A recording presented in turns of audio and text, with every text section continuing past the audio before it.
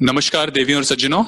Aditya Birla Sun life mutual fund की ओर से आप सभी का आज के इस वेबिनार में हार्दिक स्वागत है। मेरा नाम प्रशांत गुप्ता है और मैं Aditya Birla Sun life AMC के लिए नॉर्थ जोन के लिए सेल्स एंड डिस्ट्रीब्यूशन देखता हूं। सबसे पहले तो आप सभी को ईद की शुभकामनाएं और हम ये कामना करते हैं कि आप सभी अपने घरों में सुरक्षित हैं। लॉकडाउन के समय एक विशेष पहल जो हमने ली है वो आपने देखा होगा कि आप सबके साथ जुड़ने के लिए ये हिंदी वेबिनार की एक श्रृंखला हमने शुरुआत की है। 2 हफ्ते पहले इसकी शुरुआत हमने महेश पाटिल के साथ की थी, जहां महेश हमारे इक्विटी सीआईओ ने आप सभी के साथ आकर इक्विटी मार्केट पे अपना व्यू शेयर किया था। आने वाले शनिवार 30 तारीख को सुबह 11 बजे हम यही श्रृंखला मनीष दांगी के साथ करने वाले हैं, हमारे को सीआईओ जो फिक्स्ड इनकम देखते हैं, जो आप सभी के साथ डेट पर चर्चा करेंगे। लेकिन आज का जो हमारा कार्यक्रम है, इसका जो एजेंडा है ये है विशेष रूप से आर्बिट्राज फंड्स को समझना और उनकी आगे की क्या राह है, इससे हमारी क्या अपेक्षा है वो जानना। और इस टॉपिक का जो हमने चयन किया उसके कुछ कारण थे। सबसे पहले तो कई बार जब आर्बिट्राज फंड्स के ऊपर हम जाकर लोगों से बात करते हैं तो कई हमारे सलाहकार और निवेशक ये कहते हैं कि नहीं, ये प्रोडक्ट हमें समझ में नहीं आता तो हम इसमें निवेश नहीं करेंगे, इसमें किस तरह से रिटर्न बनता है, बड़ा कॉम्प्लिकेटेड प्रोडक्ट है तो इससे दूर रहना चाहते हैं। इस कारण से कई लोग इसमें निवेश नहीं करते। साथ ही साथ इस समय जिस माहौल में हम है, जहां पे इंटरेस्ट रेट जो है वो नीचे आ रहे हैं और आने वाले समय में ये अपेक्षा है कि इंटरेस्ट रेट्स और नीचे आएंगे, जिसके कारण लिक्विड प्लस फंड्स, लो ड्यूरेशन, ये सारे प्रोडक्ट्स के रिटर्न जो है वो आने वाले समय में धीरे धीरे और नीचे आते जाएंगे। तो क्या ऐसे समय में आर्बिट्राज एक ऐसा कैटेगरी साबित हो सकता है जो एक अच्छा विकल्प बन सके उस तरह के निवेशकों के लिए जो शॉर्ट टर्म डेट में निवेश करते हैं? और इस कैटेगरी को समझने के लिए कि ये कैटेगरी होती क्या है, ये प्रोडक्ट होता क्या है, इसमें क्या रिस्क होते हैं और आने वाले समय में हमारी क्या अपेक्षा है इस कैटेगरी से, इसको समझने के लिए और इस चर्चा को आगे बढ़ाने के लिए आज हमारे साथ जुड़े हैं लवलीश सोलंकी।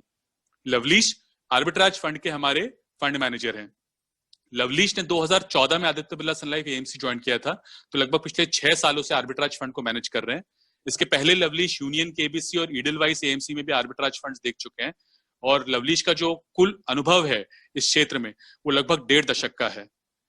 आज के इस वेबिनार की शुरुआत में लवलीश आप सभी के साथ आर्बिट्राज फंड्स के ऊपर चर्चा करेंगे, अपना आउटलुक शेयर करेंगे और उसके बाद हम आपके जो भी सवाल हैं उनके जवाब देने की कोशिश करेंगे। आप सभी की स्क्रीन पे एक क्वेश्चन आंसर का एक टैब बना होगा। आप सभी से एक अनुरोध है मेरा कि जो भी आपके सवाल हो कृपया करके उस Q&A चैट में लिखिएगा, ना कि नॉर्मल चैट बॉक्स में। आपके जितने भी सवाल होंगे हमारी कोशिश ये रहेगी कि उन सभी सवालों का हम लोग जवाब ढूंढ सकें और जान सकें लवलीश के साथ। तो इसी के साथ और समय नहीं लेना चाहूंगा और अब मैं आमंत्रित करूंगा लवलीश सोलंकी जी को आज की चर्चा को आगे बढ़ाने के लिए। Over to you Lovleesh. Good morning one and all. नमस्कार देवी और सज्जनों। सबसे पहले तहे दिल से शुक्रिया करना चाहूंगा आप सभी का, ऐसे मौके पे जब छुट्टी के दिन आपने अपना कीमती समय निकाला है। आशा करता हूँ कि सब अपने अपने घरों में सुरक्षित है। आज का ये जो टॉपिक है, ये प्रशांत ने मुझे कहा कि यार जो हमारा नॉर्थ जोन है और काफ़ी समय से यहाँ पे एक दिक्कत जो आ रही है लोगों में वो है कि ये प्रोडक्ट की अंडरस्टैंडिंग कैसे है। क्या हम उनको ये डिटेल्स दे सकते हैं कि ये प्रोडक्ट एग्जैक्टली काम कैसे करता है जब प्रैक्टिकलिटी की बात आती है। तो सुनने में काफ़ी कॉम्प्लेक्स वर्ड यूज होते हैं, कभी कभी दिखाने में भी बहुत अच्छा लगता है, बट कई वो इन्वेस्टरों को कॉन्फिडेंस नहीं आता है क्योंकि उन्होंने कभी उनका प्रैक्टिकल एस्पेक्ट देखा नहीं है।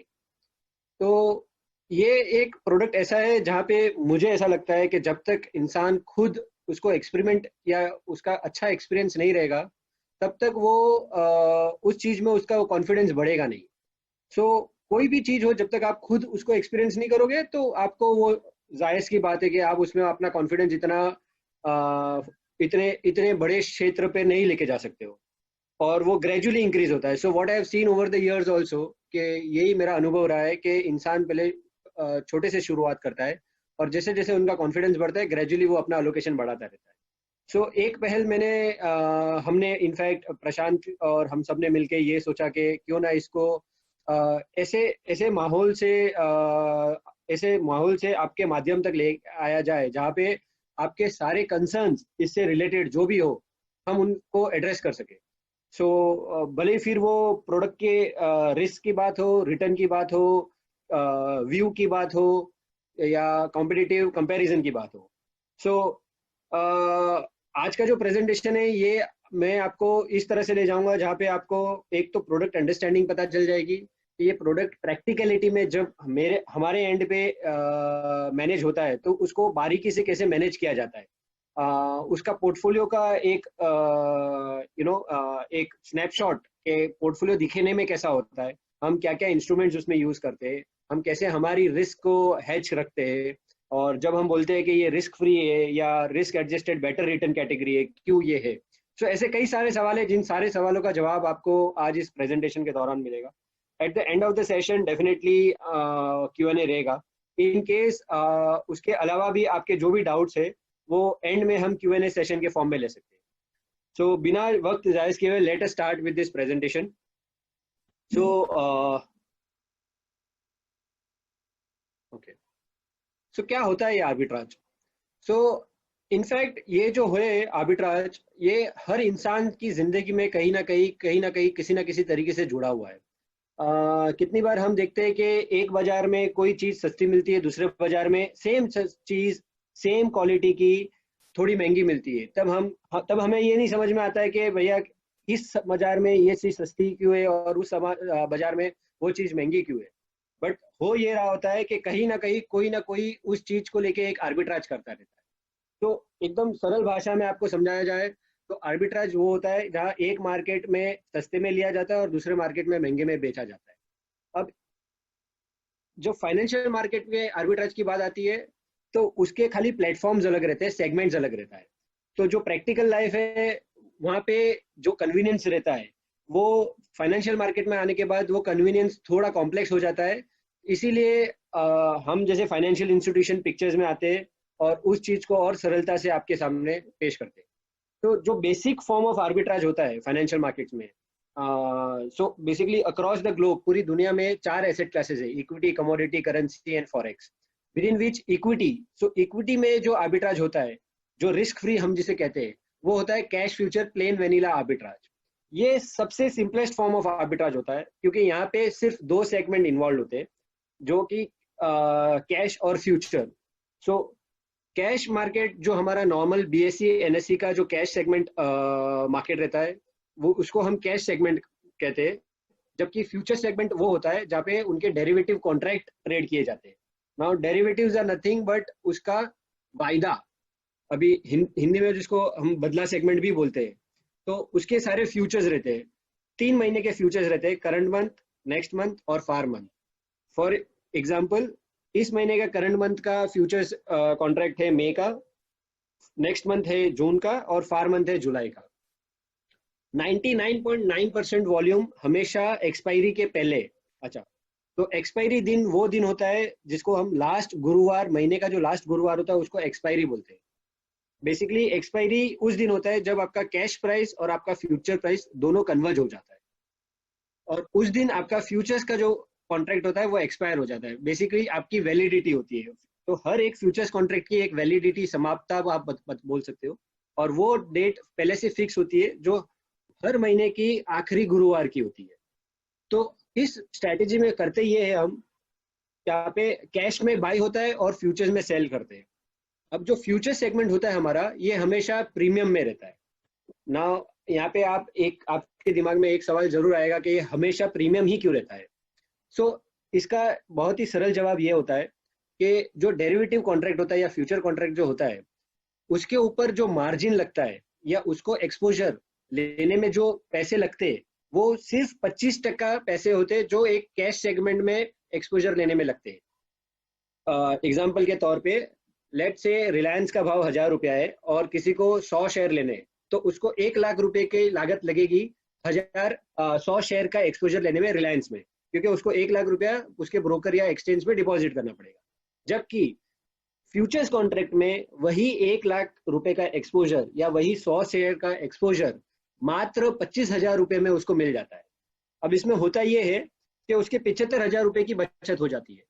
तो आज जहां आपको लाख रुपया लग रहा था, आपको सेम एक्सपोजर 25,000 रुपए में मिल रहा है, तो आपके 75,000 रुपये बच गए मार्जिन के फॉर्म में। तो आप क्या करोगे या वो ट्रेडर वो 75,000 रुपये का क्या कर सकता है? तो ट्रेडर क्या करता है, वो 75,000 रुपया उसकी रिस्क एपिटाइट के एसेट क्लास के हिसाब से वो रिस्कियर इंस्ट्रूमेंट में डालता है। तो अगर लेट से अगर आज वो जीसेक में डालेगा तो उसको 6% मिल जाएगा 75,000 पे, या वो कोई AAA बॉन्ड में डालेगा स्लाइटली PSU सॉर्ट ऑफ जो 1% ऊपर चलता होगा जीसेक से 2 साल के टेन्योर में या 3 साल के टेन्योर में, तो उसको 60% मिल जाएगा। लेट से उसकी रिस्क एपिटाइट थोड़ी और ज्यादा है, जहाँ पे वो 8-10% कमा सकता है अपने धंधे में, या 12% कमा सकता है। सो बेसिकली वो पॉइंट देखता है कि जहाँ पे उसका जाके ब्रेक इवन होता है। तो जो पैसे उसके मार्जिन खाली मार्जिन डिपॉजिट करके फ्री हो गए, वो पैसे का ब्रेक इवन उसको कहाँ हो रहा है, that break even when it will get translate, जब वो ब्रेक इवन ट्रांसलेट होता है into number of shares, that exactly is what is premium in the future segment. तो जब उसको आप ट्रांसलेट करोगे एग्जैक्टली वो आपका प्रीमियम बन जाता है, जो फ्यूचर सेगमेंट में उतना प्रीमियम पे ट्रेड होता है। सो तो अ वेरी बेसिक क्वेश्चन के फ्यूचर सेगमेंट प्रीमियम में क्यों ट्रेड होता है, उसका first and the foremost very important and very logical answer is the savings which the people और the trader makes on the future segment में, उस पैसे से जो उनकी बचत होती है उसके ऊपर जो उनको ब्याज मिलता है, वो ब्याज वो ऐड कर लेते हैं फ्यूचर सेगमेंट में, मोटा मोटी। सेकेंडली, आप हमेशा देखोगे कि फ्यूचर्स मार्केट में हमेशा जो लोग ट्रेड करते हैं डायरेक्शनल, वो हमेशा लेवरेज स्पेकुलेटिव ट्रेडर होते हैं। Speculative is more related to speculative activity basically, तो जो खाली लॉन्ग शॉर्ट करते हैं। तो फ्यूचर सेगमेंट में आप हमेशा देखोगे कि लोग इसलिए फ्यूचर्स में करते हैं और कैश में नहीं करते, क्योंकि वहां सिर्फ मार्जिन में आपको सेम एक्सपोजर मिल जाता है कैश मार्केट के जैसे। तो बेसिकली कैश फ्यूचर आर्बिट्राज में सेम इंस्ट्रूमेंट होता है, जो लेट से यही एग्जांपल को हम आगे लेके जाते हैं, जो हमारा रिलायंस का एग्जांपल है, कि रिलायंस को आपने कैश सेगमेंट में 1,000 रुपए में 100 शेयर खरीदे, फ्यूचर्स सेगमेंट में वही रिलायंस का प्राइस 1,005 या 1,008 रुपीज होगा, मतलब 5 से 8 रुपया ऊपर होगा कैश सेगमेंट में। तो आप क्या करोगे, आप 1,000 रुपए में कैश सेगमेंट में 100 शेयर खरीदोगे, आप 1,000, 1,008 या 1,010 जो भी उसका फ्यूचर्स का प्राइस चल रहा है, उस भाव में जाके 100 शेयर का एक लॉट होगा, वो लॉट बेचोगे। बेसिकली आपने क्या किया, आपका एक्सपोजर जो है रिलायंस में वो आपका जीरो हो गया, क्योंकि दोनों ही केस में आपकी अंडरलाइन, सो बेसिकली जो फ्यूचर्स कॉन्ट्रैक्ट है वो रिलायंस का है, तो फ्यूचर्स प्राइस जो होगा, जो फ्यूचर्स प्राइस मूव होगा वो होगा in tandem to the cash segment. तो कैश मार्केट में जिधर रिलायंस का भाव मूव होगा वहीं पे फ्यूचर्स का प्राइस मूव होता जाएगा। फर्क सिर्फ ये है कि एक्सपायरी तक जब वो प्रीमियम एक्स्ट्रा लगा है ओवर द कैश प्राइस, वो कन्वर्ज होता रहता है। It is as good as cost of money, जो मैं आपको आगे एक्सप्लेन करूंगा। तो basically it's a risk free transaction, क्योंकि यहाँ पे आप मार्केट में कोई एक्सपोजर नहीं लेते हो, आपका अंडरलाइंग सेम रहता है दोनों में। ऐसा नहीं है कि आपने रिलायंस में कैश में लिया और टाटा स्टील का फ्यूचर बेचा या निफ्टी का फ्यूचर बेचा, नहीं, आप रिलायंस कैश में ले रहे हो, आप रिलायंस का फ्यूचर ही फ्यूचर्स में बेचोगे और सेम नंबर ऑफ शेयर्स बेचोगे। तो अगर आपने कैश में 100 शेयर लिए तो आप फ्यूचर्स में 100 शेयर ही बेचोगे, आपने अगर 500 शेयर कैश में लिए तो आप 500 शेयर ही फ्यूचर्स में बेचोगे। तो आप मार्केट पे न्यूट्रल एक्सपोजर के साथ जाते हो। तो आप मार्केट में स्टॉक के ऊपर कॉल नहीं लेते हो, प्राइस के ऊपर कॉल नहीं लेते हो, आप मार्केट में सिर्फ ये इंटेंशन से ये ट्रेड करते हो कि ये जो स्प्रेड है, ये जो बेसिस है, जो ये 5 या 8 रुपया है ओवर 1,000 रुपीज, ये आपको कैप्चर करना है। That is why we call this as a risk free transaction. अब ये क्यों एग्जिस्ट होता है, जैसे मैंने आपको बताया, ये फ्यूचर सेगमेंट में प्रीमियम क्यों एग्जिस्ट होता है। One is cost of carry. Cost of carry is nothing again very simply ब्याज दर, जो हम आज बोलते हैं इंडिया में पॉजिटिव ब्याज दर है। तो आज अगर किसी को पैसे लैंड करोगे तो आप उससे ब्याज मांगोगे, बराबर, 6%, 8%, 10%, depending on the risk profile of the investor. तो आप जिसको भी पैसे लैंड करते हो तो आप बोलते हो भैया ये मेरे पैसों का एक कॉस्ट है, वो कॉस्ट कुछ भी हो सकता है। आरबीआई के लिए वो कॉस्ट शायद 3 रुपया है या 4 रुपया है, एक इंडिविजुअल के लिए वो कॉस्ट 10% से 15% या 20% कुछ भी हो सकता है। तो जो फ्यूचर सेगमेंट में जो प्रीमियम होता है वो और कुछ नहीं, यही कॉस्ट होता है, that we call as cost of carry, उसको ब्याज जो दूसरी तरफ से हम बताते हैं। और सेकंड वेरी रीजन है प्रीमियम एग्जिस्ट करने का या डिस्काउंट में जाने का, वो होता है मार्केट इनएफिशिएंसी। अब मार्केट इनएफिशिएंसी हम अगले वाले स्लाइड में लेंगे, पहले कॉस्ट ऑफ कैरी को थोड़ा डिटेल में समझ लेते हैं। So how do we value future price of any security, मतलब आपको अगर किसी भी सिक्योरिटी का भविष्य का प्राइस बताना है तो वो कैसे दिखाओगे? तो उसके लिए आपके लिए 3 इंपॉर्टेंट कंपोनेंट है। एक तो अंडरलाइंग स्पॉट प्राइस, जो अपने केस में रिलायंस का स्पॉट प्राइस कहाँ है। Second, time till expiry, which means जब से हम ये ट्रेड लेंगे तब से एक्सपायरी को कितने दिन बचे। इन अदर वर्ड्स, अगर आप किसी को पैसे लैंड करोगे तो आप 1 महीने का लैंड करोगे तो उसका ब्याज अलग होगा, 3 महीने का लैंड करोगे तो उसका ब्याज अलग होगा। एनुअलाइज रेट सेम होगा बट एब्सोल्यूट में डिफरेंस आएगा। तीसरा, रिस्क फ्री इंटरेस्ट रेट क्या है, विच मीन्स कि प्रिवेलिंग इकोनॉमी में आपका इंटरेस्ट रेट क्या चल रहा है। तो जिससे जैसे आज से 1 साल पहले यहाँ से 300 बिप ऊपर था, आज 303% डाउन हो गया है। So this will keep on changing depending on what is the prevailing interest rate in an economy. So ये 3 important component है किसी भी underlying का किसी भी स्टॉक का फ्यूचर्स प्राइस करने के लिए। So जब तक आपके पास अंडरलाइंग स्पॉट प्राइस नहीं रहेगा, जब तक आपके पास टाइम टिल एक्सपायरी नहीं रहेगी और जब तक आपके पास रिस्क फ्री इंटरेस्ट रेट नहीं रहेगा, हम किसी भी कॉन्ट्रैक्ट को फ्यूचर्स प्राइस से उसका फ्यूचर प्राइस डिराइव नहीं कर पाएंगे। यहाँ पे मैंने एक थियोरेटिकल फॉर्मूला दिया है, बट ऑनेस्टली मेरा पिछले 14 सालों का एक्सपीरियंस है कि मार्केट ये थियोरेटिकल फॉर्मूला सिर्फ नॉलेज पर्सपेक्टिव है, जबकि वास्तविकता ये है कि जब वो प्लेटफॉर्म पे ट्रेड होता है तब ये प्राइस इतना इससे क्लोज बाय नहीं रहता है, या तो बहुत ज्यादा नीचे रहेगा या तो बहुत ज्यादा ऊपर रहेगा। बट हमारे समझने के लिए ये बहुत इंपॉर्टेंट है कि ये फॉर्मूला कैसे डिराइव हुआ। तो अगर आप देखोगे एफ जो है वो है futures price is equal to spot price into risk free interest rate into time.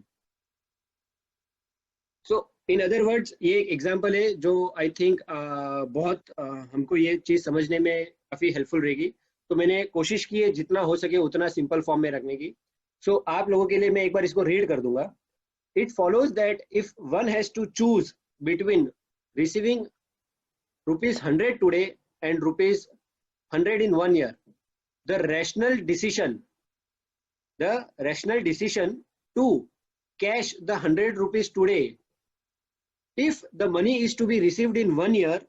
So let me explain you the first statement कि अगर हमें चूज करना है 100 रुपया आज ले या 100 रुपया आज से एक साल के बाद ले, तो हमारे लिए ऑब्वियस डिसीजन यही होगा कि आज वो 100 रुपया हम आज ले। क्यों? If the money is to be received in 1 year and assuming the savings account interest rate is 5%, the person has to be offered at least 105 in 1 year, so that 2 options are equivalent, either receiving rupees 100 today or receiving 105 in 1 year.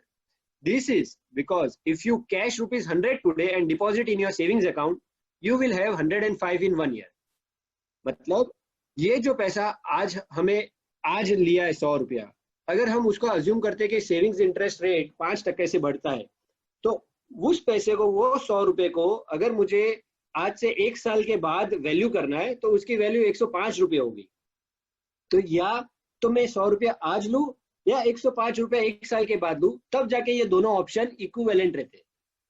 I think that itself explains us what is cost of carry, in other words ब्याज। Let us come back to market efficiency. तो जैसे मैंने आपको बताया था कि futures price जो होता है वो 2 चीजों पे निर्भर होता है, एक हो आपका कॉस्ट ऑफ कैरी, दूसरा है आपका market inefficiency. Now market inefficiency is basically, first is demand supply mismatch due to the volatility. Very valid example है अभी जो कोविड और कोरोना पैंडेमिक या महामारी जो चल रही है, उसके लेते जो वोलेटिलिटी अंडरलाइंग मार्केट्स में आई है, इससे हो क्या रहा है कि डिमांड सप्लाई बहुत ज्यादा मिसमैच हो गई। Also the sentiments have change drastically on a very frequent basis.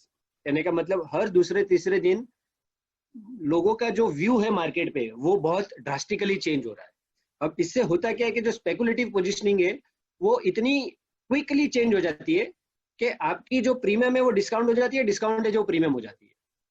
Borrowing cost of the leverage long holders goes up. Example, liquidity dries up at individual level, which also means कि आज किसी trader को speculative long करना है futures में, अगर उसकी borrowing cost ऊपर चली गई for many reasons, it can be basically उसकी क्रेडिट प्रोफाइल खराब हो जाती है या वो लिक्विडिटी उसके एंड पे ड्राई अप हो जाती है, तो वो कैश में नहीं ले पाता है, उसको फ्यूचर्स में लेना पड़ रहा है।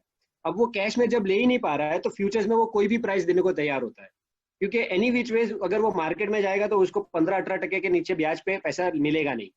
रेदर 15-18% पे ब्याज पे पैसा लेके कैश में मार्केट में एक्सपोजर खड़ा करने से अच्छा है कि आप फ्यूचर्स में जाके शायद 5% की जगह 7% या 8% के कैरी पे ही आपका काम हो जाएगा। तो इसलिए जैसे ही बोरिंग कॉस्ट ये लेवरेज लॉन्ग होल्डर्स की ऊपर चली जाती है, वैसे ही आप देखते हो कि प्रीमियम एक्सपांड हो जाता है। और तीसरा, excessive positioning on the direction of the market, which means जब एक तरफा मार्केट हो जाता है तो लोगों की पोजिशनिंग उसी डायरेक्शन में बहुत ज्यादा हो जाती है। तो अगर मार्केट तेजी का है तो सब लोग फ्यूचर्स में तेजी कर लेते हैं, और जब वो तेजी होती है तो सब तेजी करते समय प्रीमियम नहीं देखते, उनको सिर्फ तेजी करनी होती है।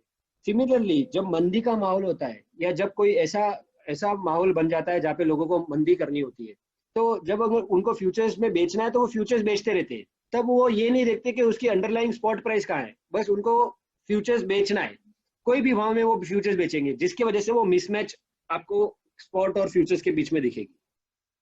So this addresses our point of what how do we value futures, the cost of carry and the market efficiency. Let us go through एक arbitrage portfolio कैसा दिखता है broadly. तो अगर आप देखोगे उसमें दो कंपोनेंट होते हैं, दो एसेट क्लास होता है, एक है इक्विटी, दूसरा है डेट। इक्विटी जो होता है वो ब्रॉडली 60 to 70% होता है। On on average 65% is deployed in cash future strategy. So इसमें आप देखोगे जो कैश फ्यूचर आर्बिट्राज लिखा है, that is the only strategy which we deploy in arbitrage fund. There is nothing else. यहाँ पे और कोई पोजिशनिंग हम नहीं बनाते, कोई डायरेक्शनल मार्केट में व्यू नहीं लेते, कोई इंडिविजुअल स्टॉक नहीं लेते, कोई ऑप्शंस नहीं लेते, कोई दूसरा डायरेक्शनल फ्यूचर्स नहीं लेते। तो इसीलिए आप कभी भी अगर फैक्ट शीट देखोगे या पोर्टफोलियो देखोगे, हमेशा जितने भी कैश की जो पोजीशन है हमारी, सो अगर आप टोटल करोगे सारे कैश का total number of holdings in terms of stock and total number of short position in futures in stock will always tally, which means हमारा एक शेयर भी एक्स्ट्रा लॉन्ग या एक्स्ट्रा शॉर्ट नहीं होगा, हमेशा हर स्टॉक के सामने उतना फ्यूचर शॉर्ट रहेगा। तो अगर रिलायंस 1000 लॉन्ग है तो 1000 शॉर्ट रहेगा, टाटा स्टील 5000 लॉन्ग है तो 5000 शॉर्ट रहेगा, वेदांता 10 लाख लॉन्ग है तो 10 लाख शॉर्ट रहेगा। So at any given point of time जो कैश फ्यूचर स्ट्रेटेजी हम डिप्लॉय करते हैं इक्विटी में, वहां पे आपको हमेशा 100% completely hedged मिलेगा। Remaining 30 to 40% of our portfolio is deployed in debt. Now, the reason why we deploy to this large extent is यहाँ के दो कारण हैं कि जिसके वजह से हमें इक्विटी में, तो एक सवाल आप लोगों के मन में ये भी आ रहा होगा कि क्यों इक्विटी में ये 60 से 70% है, क्यों 90 और 100% नहीं है, क्यों 20 और 30% नहीं है। तो उसका बहुत ही सरल जवाब ये है कि ये जो कैटेगरी है, ये कैटेगरी इक्विटी फंड के कैटेगरी में क्वालिफाई होती है। सो इसे arbitrage fund is a equity fund. Now SEBI ने जो इक्विटी फंड का डेफिनेशन या क्वालिफिकेशन किया है वो ऐसे है कि 65% of the exposure of the fund has to be in the equity. So gross exposure of the fund in equity has to be 65% of the portfolio. तो it's a gross exposure, it's not a net exposure. तो net exposure तो हमारा zero है basically. तो अगर आपने fund में, जैसे मैं आपको अभी तक बताते आया हूँ कि हम मार्केट में कोई डायरेक्शनल व्यू नहीं लेते, विच मीन्स हमारा मार्केट में active exposure is zero. I think this point makes it very clear. So हमें हमेशा 65% एवरेज मेंटेन करना पड़ता है इक्विटी में। इसीलिए यही कारण की वजह से हम इस 65 के नीचे ज्यादा नहीं जा सकते, क्योंकि वो एवरेज मेंटेन करना पड़ता है, पूरे साल का एवरेज होता है। अब डेट हमारा क्यों 30 से 40% रहता है, तो उसका कारण ये है कि अगर आप डेट में थर्ड कॉलम देखोगे, मार्जिन फिक्स डिपॉजिट्स। अब मार्जिन फिक्स डिपॉजिट्स ये वो फिक्स डिपॉजिट्स होते हैं जब हम फ्यूचर्स में पोजिशनिंग लेते, जो शॉर्ट करते, तो हम क्या करते हैं कि हम फ्यूचर्स में जो पोजीशनिंग लेते हम उस पर कैश में मार्जिन डिप्लॉय नहीं करते, हम उसमें कोलेटरल रख देते हमारी एफडीज। तो एक्सचेंज का एक प्रोविजन है जहाँ पे एक्सचेंज आपको अलाउ करता है कि आप जो भी पोजीशनिंग आपके फ्यूचर्स में लेते हो, आप उस पर कैश में मार्जिन नहीं रख के आप एफडी रख सकते हो, क्योंकि FD is equally qualified as good as not cash, but yes at a very good level of cash. तो बेसिकली कैश में आपको कोई हेयरकट नहीं मिलता है, यहाँ पे फिक्स डिपॉजिट में 10% का हेयरकट मिलता है। बट फायदा ये होता है कि ये फिक्स डिपॉजिट करने के बाद ये आपकी इंटरेस्ट बेरिंग इंस्ट्रूमेंट हो जाती है, विच मीन्स आपको एफडी पे भी ब्याज मिल जाता है। तो पहले अगर मैं जो भी फ्यूचर्स में शॉर्ट पोजीशन लेता था या लेता हूँ, अगर उसमें मैं कैश में मार्जिन रखूंगा तो उसपे मुझे कुछ ब्याज नहीं मिलेगा। बट अगर मैं उसी पैसों का एफडी बना के अगर उनके पास रखता हूँ तो वो उसमें मुझे ब्याज चूकता है। तो बेसिकली मैं अपने ही पैसों को कैसे ही वापर रहा हूँ, कैसे ही वो आइडियल पैसे अपने आप में फंड के लिए पैसे बना रहे हैं। So now because of this I have to deploy 25% on an average 22-23%। अभी 25% हो गया, सेबी ने थोड़े मार्जिन बढ़ा दिए एक्सचेंज ने, सेबी के सर्कुलर के बाद। तो ब्रॉडली पोर्टफोलियो का 25% हमको एफडी बनानी पड़ती है। ये एफडी हम एक्सचेंज के पास रखते हैं जो एज ए कोलेट्रल रहती है, और जब चाहो आप इसको तोड़ सकते हो, आप इसको मंगवा सकते हो। आपको बैरली एक छोटी पेनल्टी पे आपको ये पैसे वापस मिल जाते हैं। आज तक तो ऐसा कभी हुआ नहीं कि हमको कोई एफडी तोड़ानी पड़ी। बेसिकली जब भी मैच्योर होती है हम उसको रोल ओवर कर देते हैं। हमेशा इसकी जो दरें होती है, मार्जिन एफडी की जो दर होती है वो हमेशा नॉर्मल एफडी से कम होती है, क्योंकि ये मार्जिन एफडी क्वालिफाई होती है। तो ऑन एवरेज 1 से 1.5% जो नॉर्मल इंटरेस्ट रेट रहता है उससे कम इंटरेस्ट रेट मार्जिन एफडी पे मिलती है। अभी एज ऑफ नाउ पोर्टफोलियो का 25% एक्सपोजर जो है हमारा मार्जिन एफडी में। सो अगर अभी आप देखो इक्विटी का अगर एक्सपोजर 65% है, मार्जिन एफडी हमको 25% तो रखनी है। अब 25% मार्जिन एफडी रख दी, 65% इक्विटी रख दी, तो बचा 10% है। अब ये जो 10% पैसा रहता है ये हम बेसिकली जो भी short term AA AAA papers रहते हैं, जो PSUs REC PFC नाबार्ड या NBFC में खोली ओनली HDFC एंड टाटा जैसे पैसे पेपर्स है, तो ये जो हमारा 10% कैश रहता है ये डेली लिक्विडिटी मैनेजमेंट के लिए रखते हैं। इसमें से कुछ पैसे हम शॉर्ट टर्म पेपर्स में डिप्लॉय कर लेते हैं, कुछ हम कैश रन करते हैं।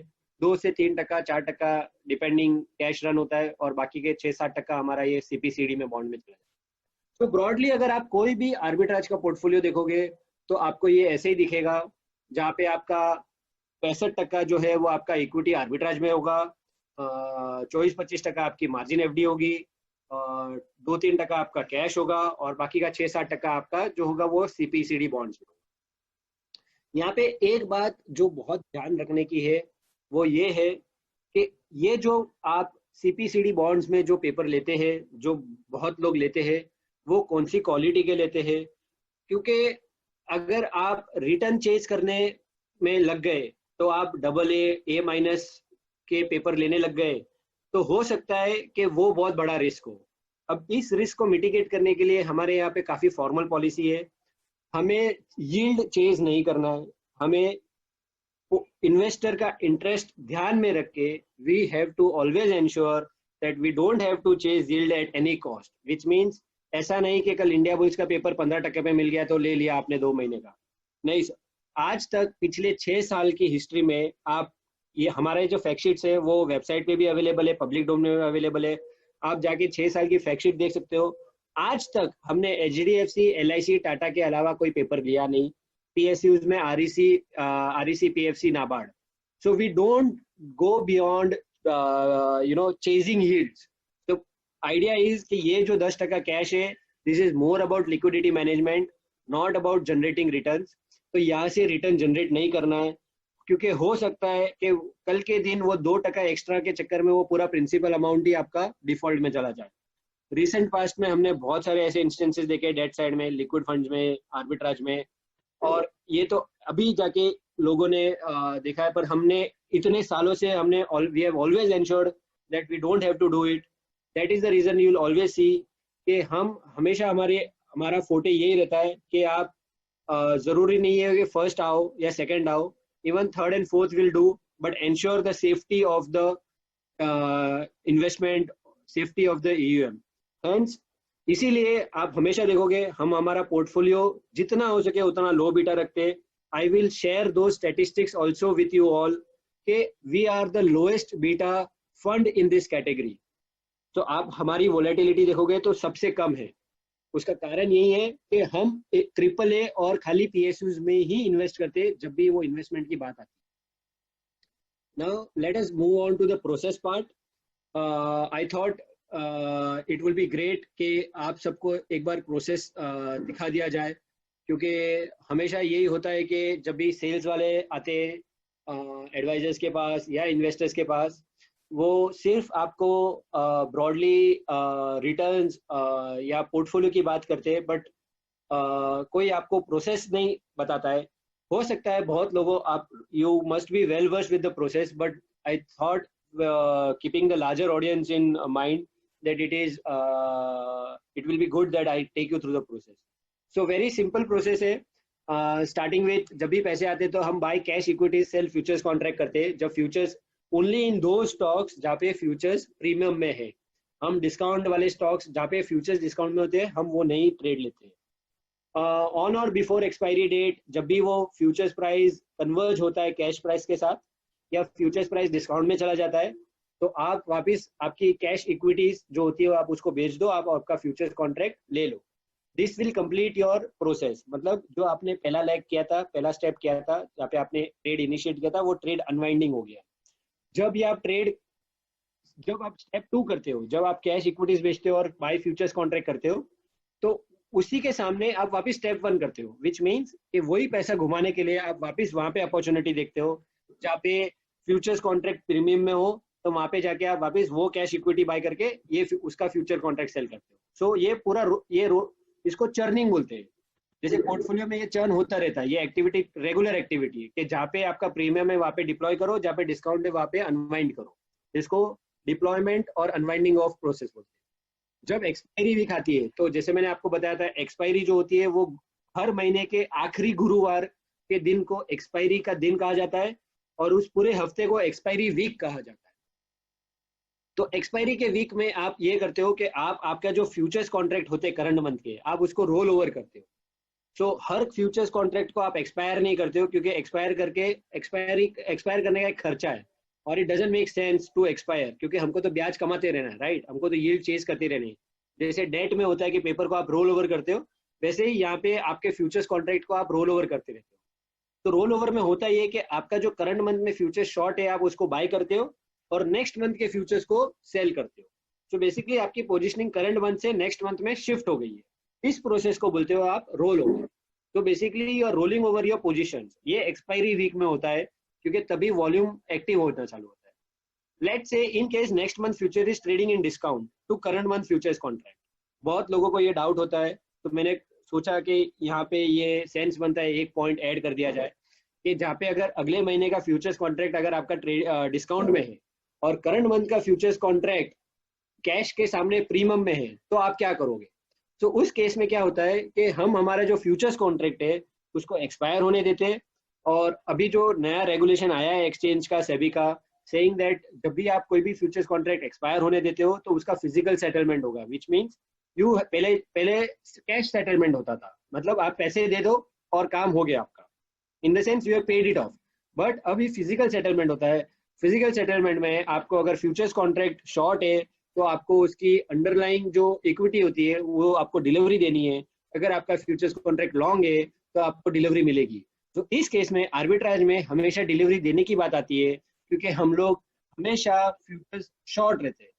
सो इन केस अगर मेरा नेक्स्ट मंथ का फ्यूचर्स डिस्काउंट में है और करंट मंथ का futures is at premium to cash segment, so what will do is हम हमारा फ्यूचर्स कॉन्ट्रैक्ट एक्सपायर होने देंगे और उसके सामने हमारे पास जो अंडरलाइंग कैश में माल खड़ा होता है उसको हम डिलीवरी में दे देते हैं। So if you see there is a point, rarely step 4 is to be carried out, which means बहुत कम बार ये होता है। अगर मुझे परसेंटेज में बोलना है तो एक 1%, not even 1% of the total position goes into the physical settlement. Now let us go through the cost part. Even though this is of not that prime importance, but since we are covering in detail this, I thought this will be somewhere it is important for me. कहीं ना कहीं ये मेरे लिए बहुत आपके लिए बहुत आवश्यक है कि इस ट्रेड करने में क्या क्या खर्चे लगते हैं। कई बार इन्वेस्टर्स एडवाइजर्स कहते हैं कि सर क्या हम ये ट्रेड इंडिविजुअल लेवल पे कर सकते हैं? सो मैं अक्सर उनको यही कहता हूँ कि आपके लिए ये इंडिविजुअल लेवल पे करना वाजिब नहीं है क्योंकि फिजिबिलिटी नहीं है, खर्चे बहुत है। अब ये तो इंस्टीट्यूशनल प्लेटफॉर्म पे जब हम करते हैं तब जाके हमको ये ब्रोकरेज और ये ब्रोकरेज रेट्स ऑफर होती है। बट जब आप इंडिविजुअल लेवल पे करोगे तो आपको जो ब्रोकरेज पे करनी पड़ेगी वो शायद इससे 5 गुना 7 गुना ज़्यादा होगी, क्योंकि हम जब करते हैं तो हमारा वॉल्यूम ज़्यादा होता है, इसलिए वो अफोर्डेबिलिटी ब्रोकर के एंड पे आ जाती है। तो सबसे late us start with the fresh part. तो फ्रेश अगर आप देखोगे, so fresh is basically a new position. जब भी आपके पास पैसा आता है तो आप उसको डिप्लॉय करते हो। तो जब आप कैश में माल लेते हो तो कैश की ब्रोकरेज 0.030% मीन्स 3 बिप्स। 3 बिप्स मतलब 100 रुपए पे 3 पैसा जो होता है वो आपका ब्रोकरेज देना पड़ता है। एसटीटी जो होती है ये गवर्नमेंट की होती है, सिक्योरिटी ट्रांजेक्शन टैक्स, जो है 10 पैसा, मतलब हर 100 रुपए के वॉल्यूम पे 10 पैसा सरकार लेके चलती है। तो कैश लैग जो हम बाय करते हैं, कैश में जब हम रिलायंस 1000 शेयर 1000 रुपए पे 100 शेयर बाय करते हैं, तो उस पे टोटल 13 बिप इज बेसिकली 100 रुपए पे 13 पैसा जो है वो हमारा खर्चा खाली कैश का लगेगा। और सेम जो फ्यूचर में है, फ्यूचर में हमारा 1.5 पैसा जो है फ्यूचर शॉर्ट करने का लगेगा। तो पोजीशन बिठाने का रफली 100 रुपए पे 14.5 पैसा हमारा जो है फ्रेश में नए पोजीशन में बिठाने पे खर्चा लगता है। रिवर्स जो होता है वो फ्रेश को जो पोजीशन अनवाइंड करते हैं उसको रिवर्स कहते हैं। तो जो हम कैश बेचेंगे तो ब्रोकरेज फिर से 3 रुपए लगेगी, एसटीटी वापिस 10 पैसा लगेगी, तो 13 पैसा यहाँ लगेगा। और बेचते फ्यूचर को लेते समय जो है एसटीटी लगती है वो है 1 पैसे की। तो ब्रोकरेज आपका सेम रहता है 1.5 पैसा, यहाँ पे एसटीटी जो है वो नया ऐड हो जाता है तो टोटल 2.5 पैसा। तो रिवर्स करने का खर्चा जो है वो फ्रेश करने के खर्चे से 1 पैसे से ज्यादा है, क्योंकि 1 पैसे का एसटीटी फ्यूचर्स लॉन्ग करने में लगता है। तो ये टोटल राउंड ट्रिप कॉस्ट, जिसको राउंड ट्रिप कॉस्ट बोलते हैं, मतलब यहाँ पे आपकी पूरी एक ट्रेड साइकिल खत्म होती है, उसका टोटल खर्चा 100 रुपए पे 30 पैसा है। सो 30 पैसा आपका खाली खर्चा चर्न करने में लगता है, या जो यहाँ आप देख सकते हो। और जो रोल ओवर है, रोल ओवर हम जब करते हैं, जो एक्सपायरी वीक में करते हैं पोजीशन को कैरी फॉरवर्ड करने का, तो रोल ओवर करने का जो फ्यूचर सेगमेंट हम लोग करंट मंथ लॉन्ग करते हैं, जो शॉर्ट है उसको लॉन्ग करेंगे तो उसका 2.5 पैसा खर्चा आएगा, और जो शॉर्ट करेंगे उसका 1.5 पैसा खर्चा आएगा। तो टोटल खर्चा जो आएगा हमारा वो है 4 पैसा। तो ये होता है हमारा roll over cost. So this is the total cost overview कि एक कॉस्ट साइकिल के क्या रहती है arbitrage cycle. Now let us go to a live example. This is the very recent example. I thought it makes a lot of sense for us to take you through, to give you an illustration के how the cycle or how this actually practicality इसके workout होती है. So one second ना, ठीक है। So यहाँ हम देखेंगे ये जो है, ये जो डेट है ये जैन एक्सपायरी की है। जैन एक्सपायरी के very next day 31st Jan 2020 and it ended on 27th Feb, which is the expiry day. So if you'll see the first day of a new expiry, the futures are trading at 1405. अगर आप futures का price देखेंगे तो वो cash के भाव से 7 रुपया ऊपर है। इसको अगर हम परसेंटेज टर्म में डाल दें तो ये ½ होता है, विच मीन्स एक्सपायरी, नई एक्सपायरी के पहले दिन पे जो फ्यूचर्स था वो ½ प्रीमियम पे ट्रेड हो रहा था। अभी देखिए अगले ही दिन क्या होता है, अगले ही दिन ये फ्यूचर्स डिस्काउंट में चला जाता है और स्प्रेड जो है ½ से डिस्काउंट हो गई है 25 पैसे की। मतलब from a premium of 0.5% it has gone to a discount of -25 bips. तो ये चार्ट पे आप देखोगे तो यहाँ पे आपको आपकी अंडरस्टैंडिंग थोड़ी और ग्राफिकली है, इसलिए थोड़ी और इजी हो जाती है।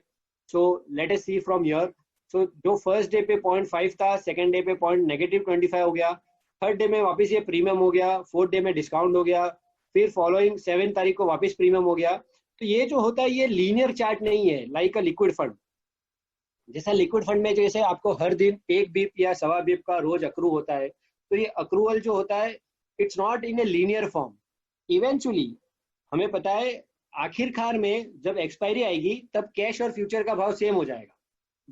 जो आप यहाँ से भी देख सकते हो कि 27 फरवरी को कैश का भाव 1373.23 पैसा था और फ्यूचर का प्राइस भी 1373.23 पैसा था, और स्प्रेड तो था वो फ्लैट हो गया बेसिकली। तो हमें पता है कि ये जब एक्सपायरी का दिन आएगा तब कैश और फ्यूचर का भाव सेम हो जाएगा, बट इन बिटवीन उस दिन से लेके एक्सपायरी के फर्स्ट डे से लेके लास्ट दिन तक उस महीने के ये स्प्रेड जो है ये रेंज में ट्रेड होता रहता है। तो यहाँ पे लेट से आपने फ्यूचर की पोजीशन बिठाई, आपने नया पोजीशन बिठाया 50 पैसे में, तो 100 रुपए पे 50 पैसे सीधे पे आपने पोजीशन बिठाई, 50 पैसे आपको मिला। इसमें हमने देखा था कि खर्चा हमारा 30 पैसा था पूरा राउंड ट्रिप कॉस्ट का। अगर मैं 31 तारीख को पोजीशन बिठाता हूँ तो मेरे को डिलीवरी आती है 3 दिन के बाद, तो उस दिन 1, 2 और 4 तारीख को मेरे पास डिलीवरी आ जाएगी। 3 तारीख को लास्ट हाफ में डिलीवरी आ जाएगी, 4 तारीख को ये -10 बिप था, तो 4 तारीख को ये पोजीशन में अनवाइंड कर सकता हूँ। तो लेट से मैंने 50 बिप सीधे पे पोजीशन बिठाई और 10 बिप मिला, नेगेटिव 10 बिप्स, मतलब it is profitable to me, ये मेरे लिए प्रॉफिटेबल ट्रेड हो गया क्योंकि ये फ्यूचर्स अभी डिस्काउंट में हो गया। तो जैसे ही फ्यूचर्स डिस्काउंट में हो जाता है मैं पोजीशन को घुमा देता हूँ। सो इन दिस होल ट्रेड 4 दिन में मैंने 50 पैसे पे पोजीशन बिठाई और 10 पैसे पे पोजीशन काटी, तो टोटल मेरा इनफ्लो हो गया 60 पैसा। 100 रुपए पे 60 पैसा मुझे मिल गया। और हमने देखा अभी लास्ट वाली स्लाइड में कि टोटल खर्चा मेरा 30 पैसा है। सो टोटल 4 दिन में मुझे 30 पैसा मिल गया। अब ये जो साइकिल है ये ऐसे चलती रहती है। फिर मैं देखता हूँ कि चलो 7 तारीख को 30 पैसा सीधे में पोजीशन लग रही है, तो मैं इधर ये पोजीशन बिठाता हूँ, बट ये पोजीशन मुझे कभी काटने नहीं मिली, तो इस पोजीशन को मुझे रोल ओवर करने मिलती है। सो बेसिकली जो पोजीशन अगर इंट्रा मंथ में पोजीशन काटने मिल जाती है आपको, तो आप पोजीशन काट के दूसरे स्टॉक में डाल दो या उसी स्टॉक में डाल दो। और अगर आपको पोजीशन काटने को नहीं मिलती है तो आप उसको रोल ओवर कर दो, तो वहां पे भी आपको कैरी मिलेगा। तो basically this graphical representation will tell you how this moves even though it is not linear। मतलब ये एक तरीके से हर दिन में आपको रोज सेम भाव से अक्रू नहीं होगा, बट आपको काफी सारे मौके मिलते रहते बीच में, आप एंटर एग्जिट कर सकते हो। So let us go through, why this category is been into limelight for so long. So the primary and the foremost reason for this category, मतलब जो सबसे बड़ा कारण है इस कैटेगरी को रिसेंट पास्ट में आपने देखा हो इतना बड़ा होते हुए, उसका सबसे इम्पोर्टेंट कारण यही है जो है वो टैक्सेशन। जैसे मैंने आपको बताया था कि this category arbitrage funds are qualified as equity fund. इसे इक्विटी फंड कहा जाता है due to the underlying nature of the fund. They invest 65% of the assets in equity segment. तो बेसिकली जो ग्रॉस एक्सपोजर रहता है वो 65% रहता है, जो मैंने आपको बताया था, और वो इक्विटी के अंदर ग्रॉस एक्सपोजर रहता है। इसीलिए सेबी की गाइडलाइंस के हिसाब से जहां पे भी आपका gross exposure of more than 65% और मोर देन 65% है, वो funds will be qualified as equity funds. Please note, यहाँ पे मैंने वापिस ये पॉइंट हाईलाइट किया है, on the net basis arbitrage funds has zero market exposure, which means हमारा ग्रॉस एक्सपोजर 65% रहता है एंड नॉट नेट। तो नेट हमारा जीरो एक्सपोजर है, हमारा मार्केट में कोई एक्टिव कॉल नहीं होता है। अब यहाँ पे टैक्सेशन का बेनिफिट कहाँ से आता है? Since it is classified as equity fund, there is substantial edge when it comes to taxation. तो अगर आप इक्विटी का टैक्सेशन देखोगे तो long term capital gain is taxed at 12%, 10% plus surcharge 15% plus education cess, और एसटीसीजी 18%। तो अगर किसी को 3 महीने के लिए पैसे पार्क करने हैं तो वो short term capital gain tax पे करके 18% पे इसको एग्जिट मार सकता है। वहीं हाँ, अगर उसको वो डेट में करता है तो let's assume somebody is at a highest tax slab. अगर वो हाईएस्ट टैक्स स्लैब में है तो उसको एसटीसीजी में 43% टैक्स लग जाएगा। ये तो हो गई ग्रोथ की बात। बट अगर आप डिविडेंड देखो तो इक्विटी में for anybody who is earning less than 15 lakhs, for them it makes sense to go in a dividend plan. But anybody who is earning more than 15 lakhs, for them it makes sense for them to go with a growth plan. अब इसमें हम देखते हैं क्या क्या risk हो सकती है। सो कैश फ्यूचर, जैसे मैंने आपको बताया, वो एक रिस्क फ्री ट्रांजैक्शन है।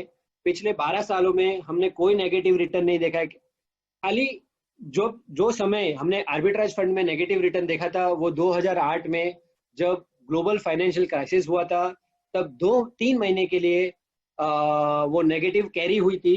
इसलिए तब जो है वो कैटेगरी एक्चुअली कैटेगरी ने अच्छा नहीं किया था। तब वो कैटेगरी का AUM भी कुछ 250 या 300 करोड़ था। तो तब वो कैटेगरी को कोई देखता भी नहीं था।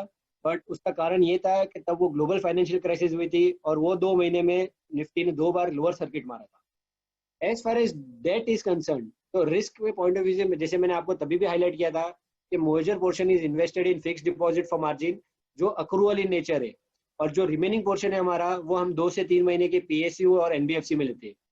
हाँ, जब डेट की बात आती है तो हम डेट में भी किसी तरह का कोई ड्यूरेशन कॉल या कोई क्रेडिट कॉल नहीं लेते। तो हमारा डेट का जो इन्वेस्टमेंट है वो प्योर लिक्विडिटी मैनेज करने के पॉइंट ऑफ व्यू से है, और ना कि कोई यील्ड चेज करने के पॉइंट ऑफ व्यू से। So in that the primary importance और the primary thing for us, the most important thing for us is to ensure the safety of the capital and not to chase yield. ये मैंने एक snapshot डाला है जो ये category के returns है, ये Aditya Birla Sun Life arbitrage fund के रिटर्न्स है। तो आप देख सकते हो कि ऑन अ मंथली ये एनुअलाइज्ड रिटर्न्स है on a monthly basis. So for each of the month what are the returns which this fund has delivered over the last 2 years on a monthly basis. जो ये बीच वाला column देख रहे हो इसको मैंने क्वार्टरली बेसिस कर दिया है। आई थॉट कि monthly if monthly is not giving you the right picture, then quarter wise you can see. If quarter is not giving you the right picture, you can see it on a yearly basis. So all three periodicity, this is annually, this is quarterly, this is monthly. On all 3 periodicity basis, you can see the fund has delivered, or this category broadly has done really well. Even in the year like 2019-20, the last year, the fund has delivered 7% absolute basis. This is for the direct plan. Is and make a point, this is for a direct plan, but over the years also the category has broadly been in the range of 6.5 to 7. तो हर साल ये category का जो मोटा मोटी range रहा है वो 6.5 से 7% है। सो अज्यूमिंग किसी ने इस कैटेगरी में इन्वेस्ट किया है पिछले 3 साल, 4 साल, 2 साल, 1 साल, कभी भी, तो उसका नेट रिटर्न इसमें से 12% आप काट दो तो उसके हाथ में 6.25% tax free, risk free return आ चुका है। So this is I think if you see the consistency of the return in the category is also pretty impressive. तो आप देख सकते हो कि हर महीने कैटेगरी कैसे 6, 5, 4, तो किसी महीने अगर कम हो जाता है तो उसके फॉलोइंग मंथ में वो कैचअप कर लेता है। तो जैसे मार्च महीने में इसका अगर रिटर्न 3.25% था तो उसके पहले वाले महीने में 9.5% था, तो वो उसको एवरेज करने के लिए उसमें कम ज्यादा मार्किंग की वजह से होता है। बट ब्रॉडली अगर हम इसको क्वार्टरली बेसिस पे देखेंगे तो पिक्चर और क्लियर हो जाती है। जैसे जैन फेब मार्च का रिटर्न 6.86 था, अक्टूबर नवंबर दिसंबर का 5.81 था, उसके पहले वाले क्वार्टर का 6.85 था, उसके पहले वाले क्वार्टर का 7.86 था। इसमें भी अगर काफी लोगों को वोलेटिलिटी दिखती है तो इसलिए मैंने ये एनुअल वाला डाल दिया। तो आप देख सकते हो ब्रॉडली 6.5 to 7% का रिटर्न इस कैटेगरी में पिछले 5 सालों से छूटा हुआ है। Now, what are the factors which affect the return? So first and the foremost is the volatility in the broader markets. तो जैसे ही volatility बढ़ जाती है इस कैटेगरी के लिए ये बहुत बेनिफिशियल होता है। क्यों? क्योंकि जैसे मैंने आपको बताया जब हम पोजीशन लेते हैं तो पोजीशन लेकर पोजीशन घुमानी भी पड़ती है। तो पोजीशन घूमेगी तभी जब फ्यूचर्स डिस्काउंट में आएगा, और फ्यूचर्स डिस्काउंट में तब बढ़ता है जब मार्केट में वोलेटिलिटी बढ़ जाती है। जैसे अभी का सिनेरियो है, कोविड के सिनेरियो में मार्केट में वोलेटिलिटी काफी ज्यादा बढ़ गई है, तो आपको काफी सारे फंड्स को काफी अपॉर्चुनिटीज मिली है चर्न करने की। Even though the absolute value is too less but the churning frequency is too high right now. So the first and the foremost thing is the volatility which actually fund के हित के लिए कह सकते हैं कि आप फंड के रिटर्न के हित के लिए काम करती है। तो जैसे ही वोलेटिलिटी बढ़ जाती है तो कैटेगरी का रिटर्न बढ़ जाता है। Second is the prevailing interest rate in an economy. तो जैसे ही इकोनॉमी में ब्याज दर चेंज होती है वैसे ही इस कैटेगरी के रिटर्न्स भी चेंज होते हैं। इवन दो अब तक हमने देखा है कि कैटेगरी ने 6.5 से 7% का रिटर्न दिया है, but I take this point कि आगे जाके हमको क्या लगता है कि ये कैटेगरी कितना रिटर्न दे सकती है। Third is the volatility in the INR. तो जैसे ही आईएनआर में वोलेटिलिटी बढ़ जाती है तो बेसिकली वोलेटिलिटी आईएनआर में तब बढ़ जाती है जब आपका इंटरेस्ट रेट इकोनॉमी में चेंज होता है। जैसे इकोनॉमी में इंटरेस्ट रेट चेंज होगा वैसे वोलेटिलिटी बढ़ जाएगी। So basically it's a catch 22, मतलब या तो आप ये कह सकते हो कि आईएनआर वोलेटिलिटी बढ़ गई, या तो ये कह सकते हो कि आपका इंटरेस्ट रेट हो गया। नॉन डिलीवरेबल फॉरवर्ड्स जो एनडीएफ होता है, सो जो एफआई लोग पोजिशनिंग करते हैं, तो वो जब अपनी पोजिशनिंग करते हैं तो उनको अपनी पोजिशनिंग को हेज करने के लिए एनडीएफ में पोजिशनिंग बनानी पड़ती है। अब इस पोजिशनिंग के हिसाब से वो अपनी पोजिशनिंग इंडिया में चेंज करते हैं। And the last is the macro number, inflation, GDP, IIP, which is again nothing but the derivative of the volatility. Very important point to note here is right now, what do we see this category going ahead? So अब तक हमने जो देखा है कि 6.5 से 7% जो ये कैटेगरी रिटर्न डिलीवर करती है, आगे जाके इनफैक्ट लास्ट 2 महीने का रन रेट काफी गिर चुका है। अब अगर आपको एक आंकड़ा दूं तो करीबन 4-4.25% का रन रेट आ चुका है। बट सामने अगर आप देखेंगे तो लिक्विड फंड का रिटर्न भी ब्रॉडली इसी कैटेगरी में आ गया है। सो this category goes well hand in hand or basically goes very closely with the liquid fund. तो ये कैटेगरी जो है जो लिक्विड फंड से कंपेयर करते हैं काफी सारे इन्वेस्टर्स, और तो लिक्विड फंड का रिटर्न जब गिर चुका है और अपने इकोनॉमी में जब इंटरेस्ट रेट्स गिर चुके हैं, अभी for instance in last 4 months, पिछले 4 महीने में 250 बिप का रेट कट हो चुका है. सो ब्रॉडली अगर मैं 6.5 से अगर 250 बिप उठा दूं तो 4% का रिटर्न आता है. तो जैसे मैंने कहा कि जो prevailing interest rate in an economy will affect the returns in this category. तो जो 6.5% का रन रेट था वो अब इस कैटेगरी का 4% का हो गया है. But even at this point of time broadly अगर 3.5-4% का रिटर्न अगर ये कैटेगरी देती है तो which is still way better than the liquid fund. क्योंकि अगर लिक्विड फंड को अगर ये कैटेगरी बीट ना करे और खाली जो लिक्विड फंड की रिटर्न है अगर वो रिटर्न भी डिलीवर कर दे, तो even if it delivers the same return as the liquid fund deliver, still one has the edge in terms of taxation of close to 25%. तो अगर आप हाईएस्ट टैक्स ब्रैकेट में हो और अगर आप लिक्विड फंड में इन्वेस्ट करते हो तो आप you will end up paying 43% as a tax, wherein in this case even if you don't hold it for a long term, if you sell it in a short term basis, still you end up paying only 18% tax. So the tax differential is of 25% is what you will save even at the same return expectation from both the category, which means कि अगर आपके liquid का return अगर आपका ये category का return is same as the liquid fund return, still you will have edge of 25%. तो मतलब करीब करीब आपका 1% एक्स्ट्रा बनेगा इस कैटेगरी में versus liquid, even if this category delivers the same return as liquid. So broadly 1% on an annualized basis is 100 bips. Over the years this spread has been in the range of 100 to 180 to 120 bips. Right now it is at 100 bips, which according to, in my opinion, which is at a fair level. This is a base case.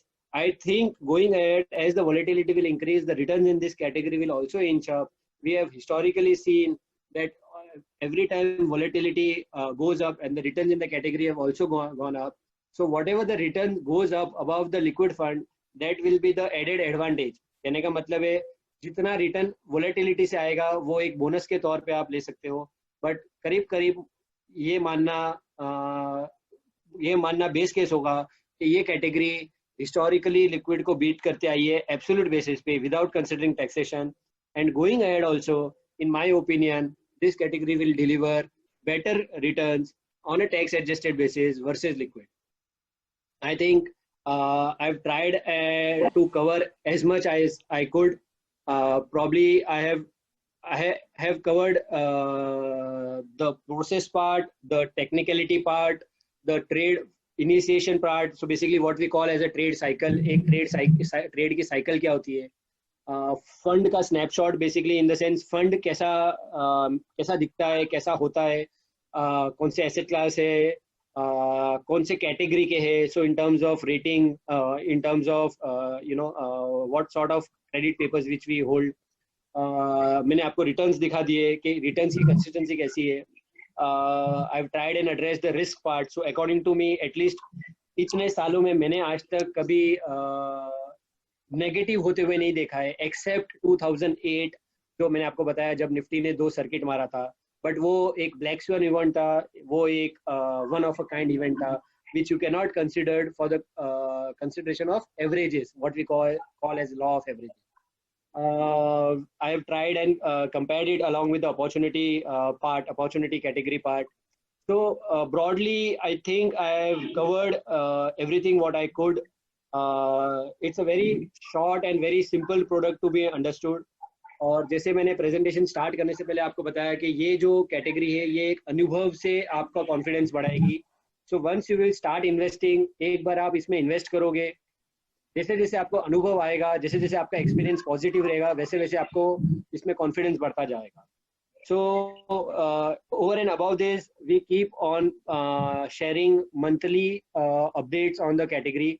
तो हमारे fund के बारे में जो भी हम returns capture करते हैं एक्सपायरी वीक में, तो हमारा एक एक्सपायरी वीक का नोट सर्कुलेट होता है हर एक्सपायरी वीक के बाद, जहाँ पे ब्रॉडली इन्वेस्टर को पता होता है कि क्या रिटर्न्स ब्रॉडली चूकते हैं. So that is it's a sort of comfort जो आप इन्वेस्टर्स को आता है in terms of the allocation part, in terms of the returns visibility part. Over and about that, इसके अलावा whenever you want, I am quite easily accessible. I will provide my coordinates, mail as well as direct number.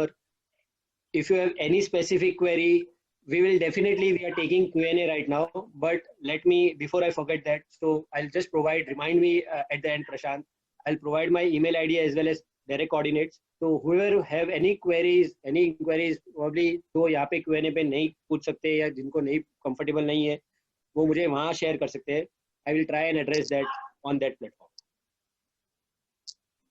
Thank you so much Lovelish, and बहुत बहुत धन्यवाद. I think जितनी simplicity के साथ आपने कोशिश की है इस कॉन्सेप्ट को समझाने का, मैं चैट पे भी देख रहा हूँ बहुत सारे कॉम्प्लीमेंट्स आ रहे हैं, और हमारे साथ जो आज 700 से ज्यादा लोग जुड़े हैं, हमारे सलाहकार एवं नॉर्थ जोन के हमारे निवेशक, उन सभी ने काफी अप्रिशिएट किया है. तो बहुत सारे सवाल लवलीश आ रहे हैं, already I can see more than 50 questions. एक बार फिर मैं कहना चाहूंगा, जो भी आपके सवाल हो कृपया चैट पे ना लिखें, एक Q&A टैब आपको दिखेगा आपके स्क्रीन पर, उस Q&A टैब पर जाके अपने सवाल लिखिए. तो सबसे पहले तो लवलीश एक सवाल जो कॉमन तौर पे आ रहा है वो ये आ रहा है कि आपने ऑल्दो समझाया कि रिस्क नेगेटिव हो सकता है, क्या ये 100% सेफ है, कितनी वॉलेटिलिटी हो सकती है, तो क्या आप एक टाइम होराइजन देना चाहेंगे कि जब एक निवेशक आर्बिट्राज फंड में आए तो उसका टाइम होराइजन क्या होना चाहिए? बिकॉज कई लोगों ने ये भी सवाल पूछा है कि इसमें बीच बीच में हमने नेगेटिव रिटर्न देखे हैं, तो क्या सही टाइम फ्रेम है रिटर्न देखने का, और क्या टाइम होराइजन के साथ निवेशक को इसमें निवेश करना चाहिए? So प्रशांत, अगर आप एक चीज देखोगे ना, अभी ऑफ लेट क्या हुआ है जो पहले नहीं होता था और जो अब होने लगा है. So पहले इस कैटेगरी में एवरेज डेली रिटर्न जो होता था वो बहुत क्लोज होता था लिक्विड के. तो जैसे लिक्विड में हम देखते हैं हर रोज 1.5-2 पैसे का अक्रूवल आता रहता है, तो पहले आर्बिट्राज में भी कुछ समथिंग सिमिलर हुआ करता था कि रोज आप देखोगे 1.5-2 बिप का गेन आएगा, या ब्रॉडली कभी एक्सपायरी के आजू बाजू थोड़ी वोलेटिलिटी बढ़ जाती थी, बट बाकी दिनों में ये काफी शांत रहता था क्योंकि तभी अंडरलाइंग मार्केट में वोलेटिलिटी नहीं थी. तो आपको डेली बेसिस पे एक इन्वेस्टर को विजिबिलिटी मिल जाती थी कि कोई भी आर्बिट्राज फंड, ना कि बल्कि अपना, बट कैटेगरी में कोई भी कहाँ पे भी अगर वो निवेश करेंगे तो उनको ब्रॉडली आज ये रिटर्न होगा और इस रिटर्न पे उनका एंट्री पॉइंट ये होगा. अभी after Covid what has happened is कि मार्केट में वोलेटिलिटी बहुत ज्यादा बढ़ गई है. अब वोलेटिलिटी बढ़ गई है तो स्प्रेड्स बहुत ज्यादा वोलेटाइल हो गए. तो किसी दिन अगर आप देखोगे कि निफ्टी फ्यूचर्स बहुत ज्यादा डिस्काउंट हो जाते हैं, कभी किसी दिन निफ्टी फ्यूचर्स बहुत ज्यादा प्रीमियम हो जाते हैं. अब ये होने के दो कारण है. जिस दिन मार्केट में कैश में सेलिंग आती है, कैश बेस्ड सेलिंग होती है, तो कैश बेस्ड सेलिंग में क्या होता है कि कैश सेगमेंट में बहुत जोर से सेलिंग आ जाती है और फ्यूचर्स उधर का उधर रहता है, तो स्प्रेड एक्सपांड हो जाते हैं. जब स्प्रेड एक्सपांड हो जाते हैं ना, उस दिन अगर आप देखोगे आपको नेगेटिव रिटर्न दिखेगा. क्यों? क्योंकि उसके पहले दिन वो स्प्रेड, तो just to give you an example, let's say Monday को क्लोजिंग जो आई है, कैश सेगमेंट की क्लोजिंग आई है, लेट्स से अपना एग्जांपल लेते हैं रिलायंस का लेट्स मंडे को क्लोजिंग आई 1000 रुपए की, और उस दिन फ्यूचर्स की क्लोजिंग आई 1003 रुपए की, तो 3 रुपया सीधा क्लोजिंग मार्किंग आया हुआ है मंडे का. अब मंगलवार को अगले दिन क्या होता है कि बाजार में जोर से सेलिंग आ जाती है. अब ये जो सेलिंग है वो कैश सेगमेंट लेड सेलिंग है. So there are two types of selling. One is like what we call as cash led selling, what we call as a future led selling. तो cash led selling में क्या होता है कि cash में pressure बहुत ज्यादा रहता है. अब बहुत सारे सेगमेंट्स ऐसे होते हैं जो फ्यूचर्स में माल नहीं बेच सकते, इवन दो उनका व्यू ये है कि मार्केट नीचे जाएगा. जैसे इंश्योरेंस कंपनीज है, इंश्योरेंस कंपनी फ्यूचर्स में नहीं बेच सकती है, उनको कैश में ही बेचना पड़ता है, वो हेज नहीं कर सकती, they are not allowed by IRDA. वैसे काफी सारे ट्रेजरीज है, काफी सारे इंस्टीट्यूशन है जो फ्यूचर्स में काम नहीं कर सकते. अब जब ये कैश में बिकवाली आती है, ये जो स्प्रेड अपना जो 3 रुपए का था, वो स्प्रेड आपका 3 रुपए से बढ़कर 5 रुपए का हो जाएगा या 6 रुपए का हो जाएगा. तो आपको जो मंगलवार का रिटर्न आएगा वो क्या दिखेगा? Negative by incremental 3 rupees. तो एनुअलाइज करोगे तो आपको वो बहुत बड़ा नंबर दिखेगा. सिमिलरली जिस दिन में फ्यूचर लेड सेलिंग होती है, तो जो आपका स्प्रेड अगले दिन 6 रुपए का हो गया है, वो उसके वेडनेसडे को, बुधवार को, वो 6 रुपए का सीधा 2 रुपया हो जाएगा या पैरिटी हो जाएगा. तो आपको उस दिन वो बहुत बड़ा गेन दिख जाएगा. अब ये हो इसीलिए रहा है क्योंकि मार्केट में वोलेटिलिटी इतनी ज्यादा बढ़ गई है कोविड को लेके. अब every day we have lot of information which is coming to a market, lot of new information, और मार्केट उसको प्रोसेस नहीं कर पा रहा है. तो everybody is assigning their own probabilities. तो किसी को लगता है कि ये न्यूज पॉजिटिव है तो वो उसमें जाके बाइंग करता है, कोई किसी को लगता है ये व्यू नेगेटिव है तो वो उसमें जाके माल बिकवाली करता है. अब हो ये रहा है कि मार्केट बहुत लो वैल्यू पर है, मतलब शैलो हो गया है मार्केट. तो डेप्थ नहीं है मार्केट में, काफी लाइट वेटेड है. इसको अगले हम और शब्द में कहे तो मार्केट का जो ओपन इंटरेस्ट है वो अभी बहुत कम है। फॉर एग्जाम्पल निफ्टी का ओपन इंटरेस्ट जो पहले 3 करोड़ शेयर का हुआ करता था, आज वो 1 करोड़ शेयर से कम हो गया। विच मीन्स कोई भी कम्युनिटी या कोई भी ग्रुप ऑफ पीपल मार्केट को बहुत इजीली मूव कर सकते हैं बहुत छोटे वैल्यू पे। तो इसकी वजह से क्या होता है कि हम लोग जो रोज देख रहे हैं अभी कि वोलेटिलिटी बढ़ गई। अब वोलेटिलिटी बढ़ने से होता ये है कि इन्वेस्टर के लिए एंट्री और एग्जिट बहुत क्रूशियल हो गया। तो पहले कैसा होता था कि इन्वेस्टर एंट्री और एग्जिट बहुत फ्रीक्वेंसी कर भी लेते थे ना, तो उनको उसका प्राइस नहीं पे करना पड़ता था। So there is no slippage cost. Please understand. So let us say the day when the investor, जिस दिन इन्वेस्टर इन्वेस्ट कर रहा है उस दिन अगर नेगेटिव रिटर्न आ गया तो उसका एंट्री पॉइंट बहुत अट्रैक्टिव हो गया, क्योंकि उसने उस दिन का नैव उसको मिला है जिस दिन रिटर्न नेगेटिव है। बट जिस दिन वो इन्वेस्ट करता है अगर उस दिन पॉजिटिव रिटर्न आता है बड़ा, तो वो रिटर्न तो ऑलरेडी एग्जिस्टिंग इन्वेस्टर को चला गया है, उसको डे एंड का एनईवी पे अलॉटमेंट आएगा। तो उसके लिए एंट्री पॉइंट बहुत ही I would say it's not at a fair value for him. तो बेसिकली उसके लिए उस चीज को नलीफाई करने के लिए उनको हॉराइजन बढ़ाना पड़ रहा है। तो पहले कैसा होता था कि इन्वेस्टर पैसा बनते हुए दिखता था 3 महीना 4 महीने 6 महीने में, तो एंट्री एग्जिट करके वापिस आ जाते थे, तो उसके लोग चर्न करते थे, तो बेसिकली कैटेगरी में ट्रेडिंग करते थे। बट अभी जो इन्वेस्टर को ये चीज करनी है उसका एक प्राइस बहुत बड़ा हो गया है। So nobody has a view कि आज का जो रिटर्न होगा वो बड़ा गेन आएगा या बड़ा लॉस आएगा। So when the investor invest, let's say अगर लॉस आया तो it is in your favour, but if it is an a gain then it is against you. So on an average, the point is that the horizon has gone up right now. So for any investor, किसी भी निवेशक के लिए अभी जो है time horizon उनको actually बढ़ाना पड़ेगा, क्योंकि वोलेटिलिटी बढ़ गई है। तो जिस दिन आप इन्वेस्ट करोगे उस दिन आपको कोई आइडिया नहीं रहेगा कि उस दिन का रिटर्न जो है वो पॉजिटिव आने वाला है नेगेटिव आने वाला। Same is with the exit part. जब आप माल बेचोगे या जब आप उसको रिडम्पशन दोगे, उस दिन अगर आपने रिडम्पशन दिया उस दिन गेन आया तो आपके फेवर में, बट अगर लॉस आया तो आपके अगेंस्ट में। तो अब ये वोलेटिलिटी बढ़ने के कारण ये एंट्री एग्जिट बहुत इंपॉर्टेंट हो गया, और ये entry exit will add up to your investors cost only, in other words. अब आपका एंट्री भी अट्रैक्टिव हो और एग्जिट भी अट्रैक्टिव हो, इसकी प्रोबेबिलिटी बहुत रेयर होगी। I mean it is something which is in nobody's hand, right, because of the underlying nature of the market right now. So मैं ये कहूंगा कि किसी भी निवेशक को अगर आना है तो मिनिमम होराइजन उसको 3 महीना रखना चाहिए उनको। क्योंकि अगर उनका एंट्री गलत हुआ तो शायद हो सकता है एग्जिट अच्छा हो जाए, या एग्जिट गलत हुआ तो एंट्री अच्छा हो जाए। तो दोनों में से एक चीज भी होगी तो that will be taken care of, और 3 महीने में उसका इम्पैक्ट नहीं दिखेगा। नहीं तो less than 3 month that impact will be seen, और उनको वो पैसा बनते हुए नहीं दिखेगा। श्योर। सो लवलीश, क्या ये सही होगा ये कहना कि अगर हम 3 महीने का रिटर्न कभी भी देखें आर्बिट्राज कैटेगरी का या हमारे फंड का भी, तो इन्वेस्टर का जो कंसर्न्स हम चैट पे देख रहे हैं कि नेगेटिव रिटर्न या वोलेटिलिटी, वो उसको अनुभव नहीं होगा अगर वो 3 महीने प्लस के टाइम होराइजन से रिटर्न देखेगा कभी भी? एग्जैक्टली। सो इसीलिए अगर आप देखोगे the reason why we have shared, हमने भी हमारे स्लाइड में जो रिटर्न शेयर किए quarterly wise. So if you see every quarter the difference between 2 quarters in terms of returns is not more than 20-30 bips। अगर आप उसको वैसे देखोगे तो आपको कभी भी वो 20-30 बिप्स से ज्यादा का रिटर्न डिफरेंस दिखेगा नहीं। उसका कारण यही था ये रिटर्न दिखाने का कि आप मंथली बेसिस में देखोगे तो आपको वोलेटिलिटी ज्यादा दिखेगी ऑफ लेट, आप उसको क्वार्टरली में देखोगे तो वो कम दिखेगी, और एनुअली में देखोगे तो और भी कम दिखेगी।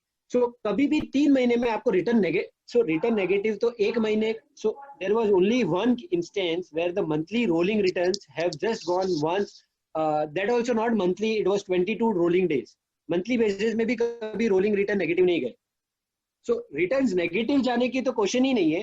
What the concern with most of the investors या काफी सारे निवेशकों का जो कंसर्न है वो है वोलेटिलिटी को लेके। वोलेटिलिटी में इसीलिए the only reason why we are saying that one should stay invested for a longer horizon is because वो वोलेटिलिटी जैसे सबड्यूड हो जाती है आपको वो रिटर्न अक्रू होते हुए दिखता है आपके फंड में।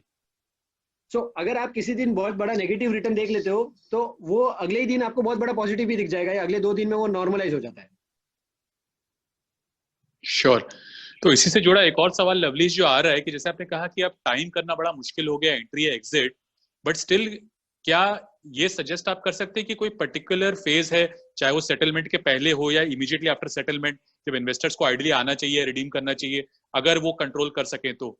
Is there an ideal investment date and an exit date? So historically हमने हमेशा हमारे इन्वेस्टर को कहा है कि अगर आपको आइडियली कभी भी नया पैसा डालना है तो आप एक्सपायरी वीक में डालिए। उसका कारण बहुत सिंपली ये होता है कि एक्सपायरी वीक में जो आपके करंट मंथ का जो आरटीवी होता है, तो RTV is basically realise time value, जिसको ब्याज को हम अगले दूसरे शब्द में बोले तो आरटीवी, बेसिकली वो कैरी है। तो कैरी जो होती है, ब्याज दर जो होती है, वो आपकी एक्सपायरी वीक में बहुत जोर से अक्रू होती है। तो पहले 3 हफ्तों में आपको इतना जोर से रिटर्न दिखने को नहीं मिलता है। एक्सपायरी वीक में अगर आप देखोगे तो आपको रिटर्न बहुत जोर से अक्रू होते हैं। सो इसीलिए अगर आप एक्सपायरी वीक में आते हो तो 2 चीज होती है। हमारे पॉइंट ऑफ व्यू से भी ये हमारे लिए काफी हेल्पफुल होता है, क्योंकि जो नया पैसा है वो इजीली लग जाता है, क्योंकि एक्सपायरी वीक में नेक्स्ट मंथ के फ्यूचर्स कॉन्ट्रैक्ट काफी लिक्विड बन जाते हैं। तो हम जो है वो पोजीशन जो है वो नेक्स्ट मंथ से लेते हैं नए पैसे का। करंट मंथ से लेके तो सेंस ही नहीं है, क्योंकि उसको रोल करना पड़ेगा, रोल का खर्चा लगेगा। तो इससे बेटर है कि आप सीधा अगले महीने से ही उसको पोजिशनिंग ले लो। तो हमारे पॉइंट ऑफ व्यू से ये होता है कि वो पोजिशनिंग लेना बहुत ईजी बन जाती है। और इन्वेस्टर के पॉइंट ऑफ व्यू से ये इसलिए इंपॉर्टेंट है कि उसको 2 चीज, एक तो उसका टाइमिंग बहुत अच्छा हो जाता है, तो उसको करंट मंथ में भी पार्टिसिपेशन मिल जाता है।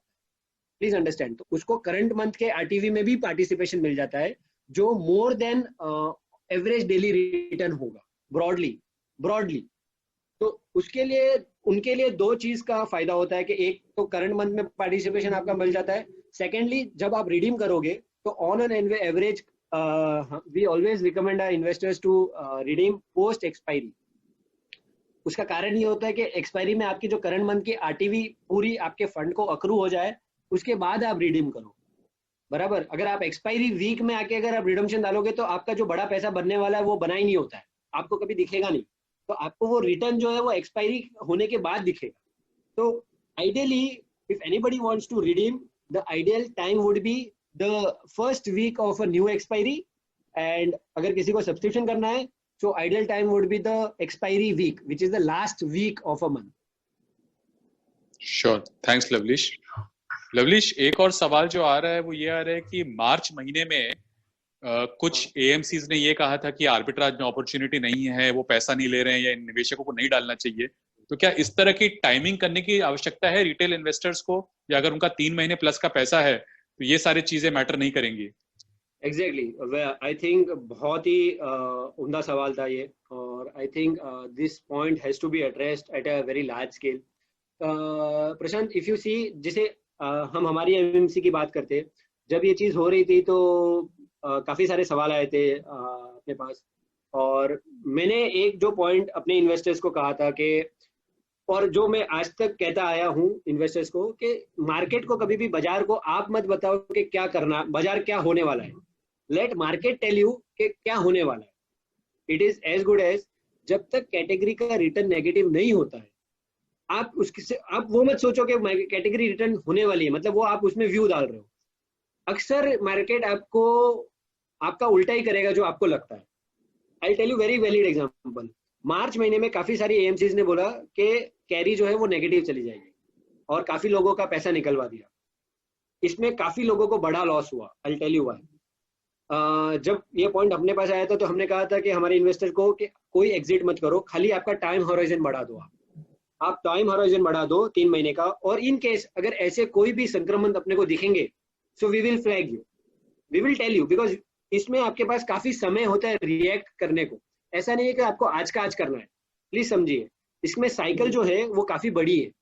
मतलब समझो, अगर एक साइकिल आपको लगता है कि अगर एक साइकिल में कहाँ पे भी आपको नेगेटिव रिटर्न होते हुए दिख रहा है, या एक भी दिन आपका नेगेटिव में कोई भी पोर्शन, अगर आपका बड़ा पोर्शन अगर फंड का नेगेटिव कैरी में जा रहा है, तो जैसे मैंने आपको बताया था कि अपना ब्रॉडली 30-35% डेट में रहता है, जहाँ पे आपको ब्रॉडली विजिबिलिटी रहती है कि 5-5.5% का यील्ड छूट जाएगा। जो 65% के पोर्टफोलियो, अगर 65% में अगर आपका 15% भी अगर नेगेटिव कैरी में रोल ओवर होता है, तब जाके आप ऐसा कोई व्यू बना सकते हो। जबकि मार्च महीने में ये सब हो रहा था तब ऐसा कुछ नहीं हुआ था, बट लोगों ने अपफ्रंट जाके ये व्यू बना दिया कि ऐसा हो सकता है क्योंकि मार्केट गिर रहा है। अब इसमें हुआ ये कि काफी लोगों ने रिडम्पशन डाल दिया। अप्रैल महीने में अगर आप देखोगे तो कैटेगरी का रिटर्न 10.5% एनुअलाइज था, और मैं 2 दिन पहले देख रहा था, जिस इन्वेस्टर ने मार्च 22-23 तारीख को निकाला पैसा, और जो वो पैसा वापस मई 15-20 तारीख को लगाया उन्होंने, मतलब करीबन करीबन 2 महीने के बाद, ये 2 महीने का कॉस्ट इन्वेस्टर को, जिस इन्वेस्टर ने मार्केट से पैसा निकाल के सीबीएलओ में डाला, उस इन्वेस्टर के लिए इसका कॉस्ट 1.25% था। जो अपॉर्चुनिटी कॉस्ट 1.25% का लॉस हो गया इन्वेस्टर को bye staying out of this category in this 2 months, which also will tell you something. April month was the best month for this category. So my only point is, you have enough time. Whenever such thing will come, you have to see कि till the time आप उसको होते हुए नहीं देख रहे हो, तब तक आपको रिएक्ट नहीं करना है, क्योंकि इसमें आपके पास साइकिल बहुत लंबी है, आपके पास काफी समय है। ऐसा नहीं है कि आपको आज का आज ही आपको इसका रिडम्पशन डालना है या आज का आज ही आपको ये कॉल देना है। तो आपके पास काफी टाइम होता है उसको आप मैनेज करने के लिए। आप उसको अच्छे से मैनेज कर सकते हो मेरे अनुभव के हिसाब से, बट होता ये है कि काफी बार काफी लोग पैनिक हो जाते हैं, काफी लोगों को अनुभव नहीं होता है उस चीज का, शायद उन्होंने देखा नहीं होता है। So it comes from many other things. So even in the worst of this time, जब हमने, let me put it in this way, कि ये 2 महीने में हमने ब्रॉडर मार्केट को इतना क्रैक होते हुए देखा, इतनी पोजीशंस लिक्विडेट होती हुई देखी। Even in the worst of the time, this category has done fairly well, reasonably well, I would rather put it in. क्योंकि इतनी pessimism around होने के बाद भी the category was able to deliver above average return. So if that would have been the case, ये returns वो नहीं होते जो हमको मिल रहे हैं अभी। Sure, thanks लवलीश। लवलीश, ऑल्दो आपने क्लैरिफाई किया है, लेकिन बहुत सारे सवाल मैं देख रहा हूँ फिर भी आ रहे हैं डेट पोर्शन को लेके। तो लोगों को आर्बिट्राज से ज्यादा जो इस समय चिंता है और कंसर्न है वो डेट पोर्शन को लेके है कि इसका डेट पोर्शन सेफ है। जो एक और एएमसी ने कुछ फंड कुछ स्कीमें बंद की हैं, उसके बाद डेट पोर्शन पे क्या इम्पैक्ट है। If you want to just reiterate on the debt portion. Sure. It's a very valid concern also, and I would like to say that it's very obvious. मतलब ये concern definitely arise होना चाहिए। इसका एक कारण ये भी है कि अगर आपको याद हो, आज से 1 साल पहले जब लिक्विड कैटेगरी में काफी सारे कंसर्न्स आ रहे थे क्रेडिट मार्केट्स को लेके, और उससे पहले काफी सारे आर्बिट्राज फंड्स की यील्ड्स काफी वाइड डिफरेंस था कैटेगरी में, तो people were not looking into it. So काफी लोगों ने लिक्विड फंड में इन्वेस्ट करना छोड़ दिया था, लिक्विड प्लस में इन्वेस्ट करना छोड़ दिया था, बट आर्बिट्राज में इन्वेस्ट कर रहे थे। But what they were not realizing is that it was indirect, वो एक indirect channel था लिक्विड फंड में या लिक्विड प्लस को एक्सपोजर लेने का। तो जैसा मैंने आपको बताया कि एक आर्बिट्राज पोर्टफोलियो का जो अलोकेशन होता है ब्रॉडली 8-10%, जो काफी सारे लोग उसमें एक्टिव कॉल्स लेते। So I would restrict myself to name them, but there are different funds जिसके डिफरेंट फोटेज होते हैं। so, कोई ड्यूरेशन कॉल लेता है, कोई क्रेडिट खेलता है, किसी को basically people try and generate delta out of those debt portfolio. As far as Aditya Birla Arbitrage Fund is concerned, we have a very clear norm, very well written norm. We have never tried, so over the presentation आपने भी सुना होगा, again and again I have emphasized on 2 things. We don't take any kind of directional exposure on equity side, and on debt side we don't take any kind of active calls, which means we don't play duration, we don't take credit. तो ऐसा नहीं है कि कल के दिन कोई अच्छे यील्ड का पेपर मिल जाए तो आप यील्ड चेस करने के चक्कर में आप वो पेपर डाल दो, नहीं। तो आप हमेशा, और ये आज की बात नहीं है प्रशांत, ओवर द इयर्स, मतलब किसी को भी देखना है तो पब्लिक डोमेन में अपने वेबसाइट पे अपने सारे फैक्ट शीट्स अवेलेबल है, वो कोई भी फैक्ट शीट में देख सकता है। We have never gone below AAA, not even AAA. We have not, now of late we have not even investing in NBFCs. Only PSUs, and not even that. अगर आप अप्रैल महीने का देखोगे तो हम 0 डेट रन कर रहे थे, मार्च महीने में देखोगे तो ऑलमोस्ट 0 डेट था। So wherever we think that even running a 1 month paper is of risk, we take an exit out of it. So it's okay, we will run CBLO, but the safety of the capital is the prime most important. So that portfolio पे वो 5 BIP matter नहीं करेगा, but let's say tomorrow that paper something happens, so it is like that 1% or 50 bips of the portfolio will go for a risk. So definitely that risk is not worth. धन्यवाद लवलीश। I think इससे हमारे जितने सलाहकार जुड़े हैं और हमारे निवेशक जुड़े हैं उनको काफी क्लैरिटी मिल जाएगी। आई थिंक एक और सवाल जो आ रहा था जो कहीं ना कहीं इससे रिलेटेड है, आई थिंक वो भी कहीं ना कहीं आंसर हो जाता है कि रिटर्न जो है इस कैटेगरी में वो अलग अलग क्यों आ रहा है, अलग अलग फंड हाउसेस का, उस पर इतना वेरिएशन क्यों है। तो आई थिंक जैसे लवलीश ने कहा कि इसमें डेट में लोगों की अलग अलग स्ट्रैटेजी है, और मेरा ये मानना है कि ये कैटेगरी ऐसी है जिसमें कि एक निवेशक जो है वो सेफ्टी पहले देख रहा है, और इसीलिए शायद इस कैटेगरी में जब आप वेरिएशन देखें तो हमारे जितने एडवाइजर्स भी हमारे साथ जुड़े हैं, शायद ये सवाल उन्हें उस एएमसी या उस फंड से पूछना चाहिए, उस फंड मैनेजर से जिसका रिटर्न कैटेगरी से बहुत ज्यादा आ रहा है, कि वो रिटर्न कैसे जनरेट कर रहा है, ना कि उससे जिसका रिटर्न जो है वो कंपेरेबल टू द कैटेगरी आ रहा है। नहीं प्रशांत, सॉरी टू इंटरप्ट यू, यहाँ पे मैं कुछ पॉइंट्स और ऐड करना चाहूंगा। सो जो हमारे सलाहकार है, जो निवेशक है, उनको कुछ चीजें ध्यान में रखनी चाहिए। मतलब this is the way of looking. देखिए, ये एक देखने का नजरिया है। किसी किसी के लिए वो 5 भी शायद कुछ मैटर नहीं करता है, किसी के लिए शायद वो 5 भी बहुत मैटर करता है, और द सेक ऑफ अंडरस्टैंडिंग भी हो सकती है। So just to give an example what is prevailing right now in the market. आज इंडसइंड, जैसे मैंने आपको मार्जिन एफडी की बात बताई, जो मार्जिन एफडी एक बड़ा पोर्शन रहता है पोर्टफोलियो का, ऑलमोस्ट क्लोज टू 24-25%, और हमारे केस में almost broadly now big portion of that, like 17-18% of absolute 25% is only with HDFC bank. आज मैं आपको एक एग्जांपल देता हूँ कि एक अभी 2 दिन पहले की बात है, शुक्रवार की बात है, जब मुझे मार्जिन एफडी करनी थी। आज एचडीएफसी बैंक की मार्जिन एफडी की दर है 3.25% एक साल की, 3.45, sorry, 3.45 for 1 year. That is the interest rate which HDFC Bank is offering for 1 year. At the same time, IndusInd Bank is offering me 6% for 1 year margin FD. He is offering 6% for 1 year margin FD. We are still going ahead with HDFC Bank. See, even though the spread is 2.5% above the HDFC Bank, मतलब अगर मैं 100 करोड़ की margin FD करता हूँ, तो ये this example will help lot of investors and distributors, कि अगर मैं 100 करोड़ की मार्जिन एफडी आज एचडीएफसी बैंक के साथ करता हूँ, तो शायद मेरे को 3.5 करोड़ रुपया मिलेंगे फंड को। 3,000, लेट से अगर अपना फंड अभी 4,000 करोड़ का है, तो 4,000 करोड़ पे 100 करोड़ इज 2.5 करोड़, तो 4,000 करोड़ पे 100 करोड़ पे 3.5 करोड़ का ब्याज मुझे मिलेगा, अप्रूवल मिलेगा एचडीएफसी बैंक की मार्जिन एफडी से। अगर वही मैं 6% के यील्ड पे इंडसइंड बैंक से करता हूँ, तो मुझे को 6 करोड़ रुपया फंड को मिलेगा। अब जो 3.5 करोड़ और 6 करोड़ के बीच में 2.5 करोड़ का डिफरेंस है, 2.5 करोड़ का 4,000 करोड़ के फंड पे 6 बिप होता है। This is 6 bips. Now this one example will tell you कि what do you want, you want safety or you want yield. Now let me put it in other way again. IndusInd Bank के shares are trading at lifetime lows today. IndusInd Bank shares are trading at lifetime low. There are many talks, there are many things which are around IndusInd Bank. Now, not to name any particular thing, my point is there are many such names wherein the spreads are pretty high. So, Sure. so in during such times, it's not only about this times. I mean, we have been quite conservative in this approach from the start. So we never wanted to run any kind of credit risk on the portfolio. So because अगर किसी को credit खेलना है तो वो credit fund में जा सकता है, किसी को ड्यूरेशन खेलना है तो किसी को ड्यूरेशन फंड में जा सकता है। I mean, आप उसको खिचड़ी मत करो, you cannot make a cocktail out of it. So it's an arbitrage fund. I think the primary importance of the investor in this fund is to maintain safety with the consistency in the fund, and broadly to beat the liquid fund returns on a post-tax basis with a spread of 100-120 pips.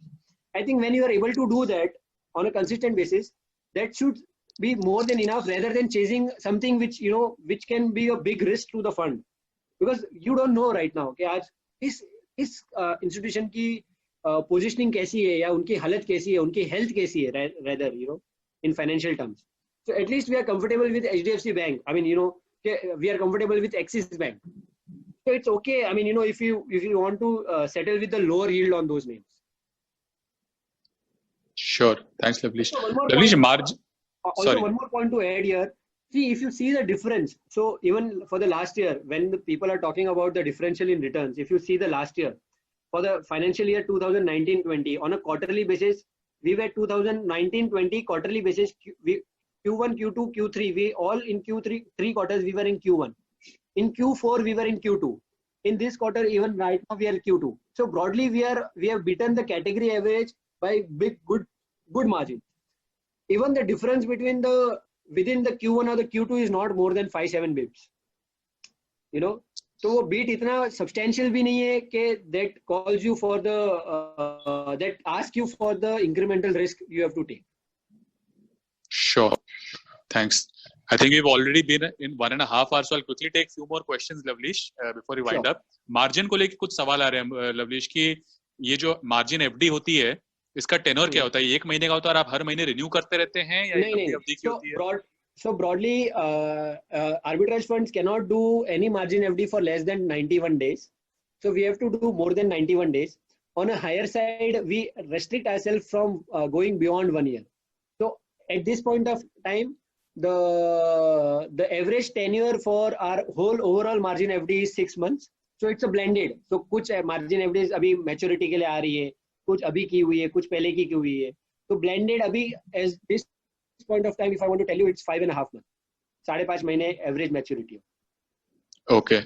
लवलीश, Bhupendra Singh ji पूछ रहे हैं कि is margin FD also part of the debt component? जो आपने कहा था 30 से 40% जो debt होता है, Yes, margin yes, FD yes, उसका yes, हिस्सा है? Yes, sir. ओके. एक और सवाल भी आया है कि अगर आपको 65% इक्विटी में ही रहना है तो आपने अपने प्रेजेंटेशन में 60 to 70% इक्विटी क्यों कहा? सुरेंद्र मोंगिया जी पूछ रहे हैं. यस, तो भूपेश जी उसमें ऐसा होता है कि ये जो है ये 65% जो है ये स्टैटिक नंबर नहीं है, ये एवरेज नंबर है.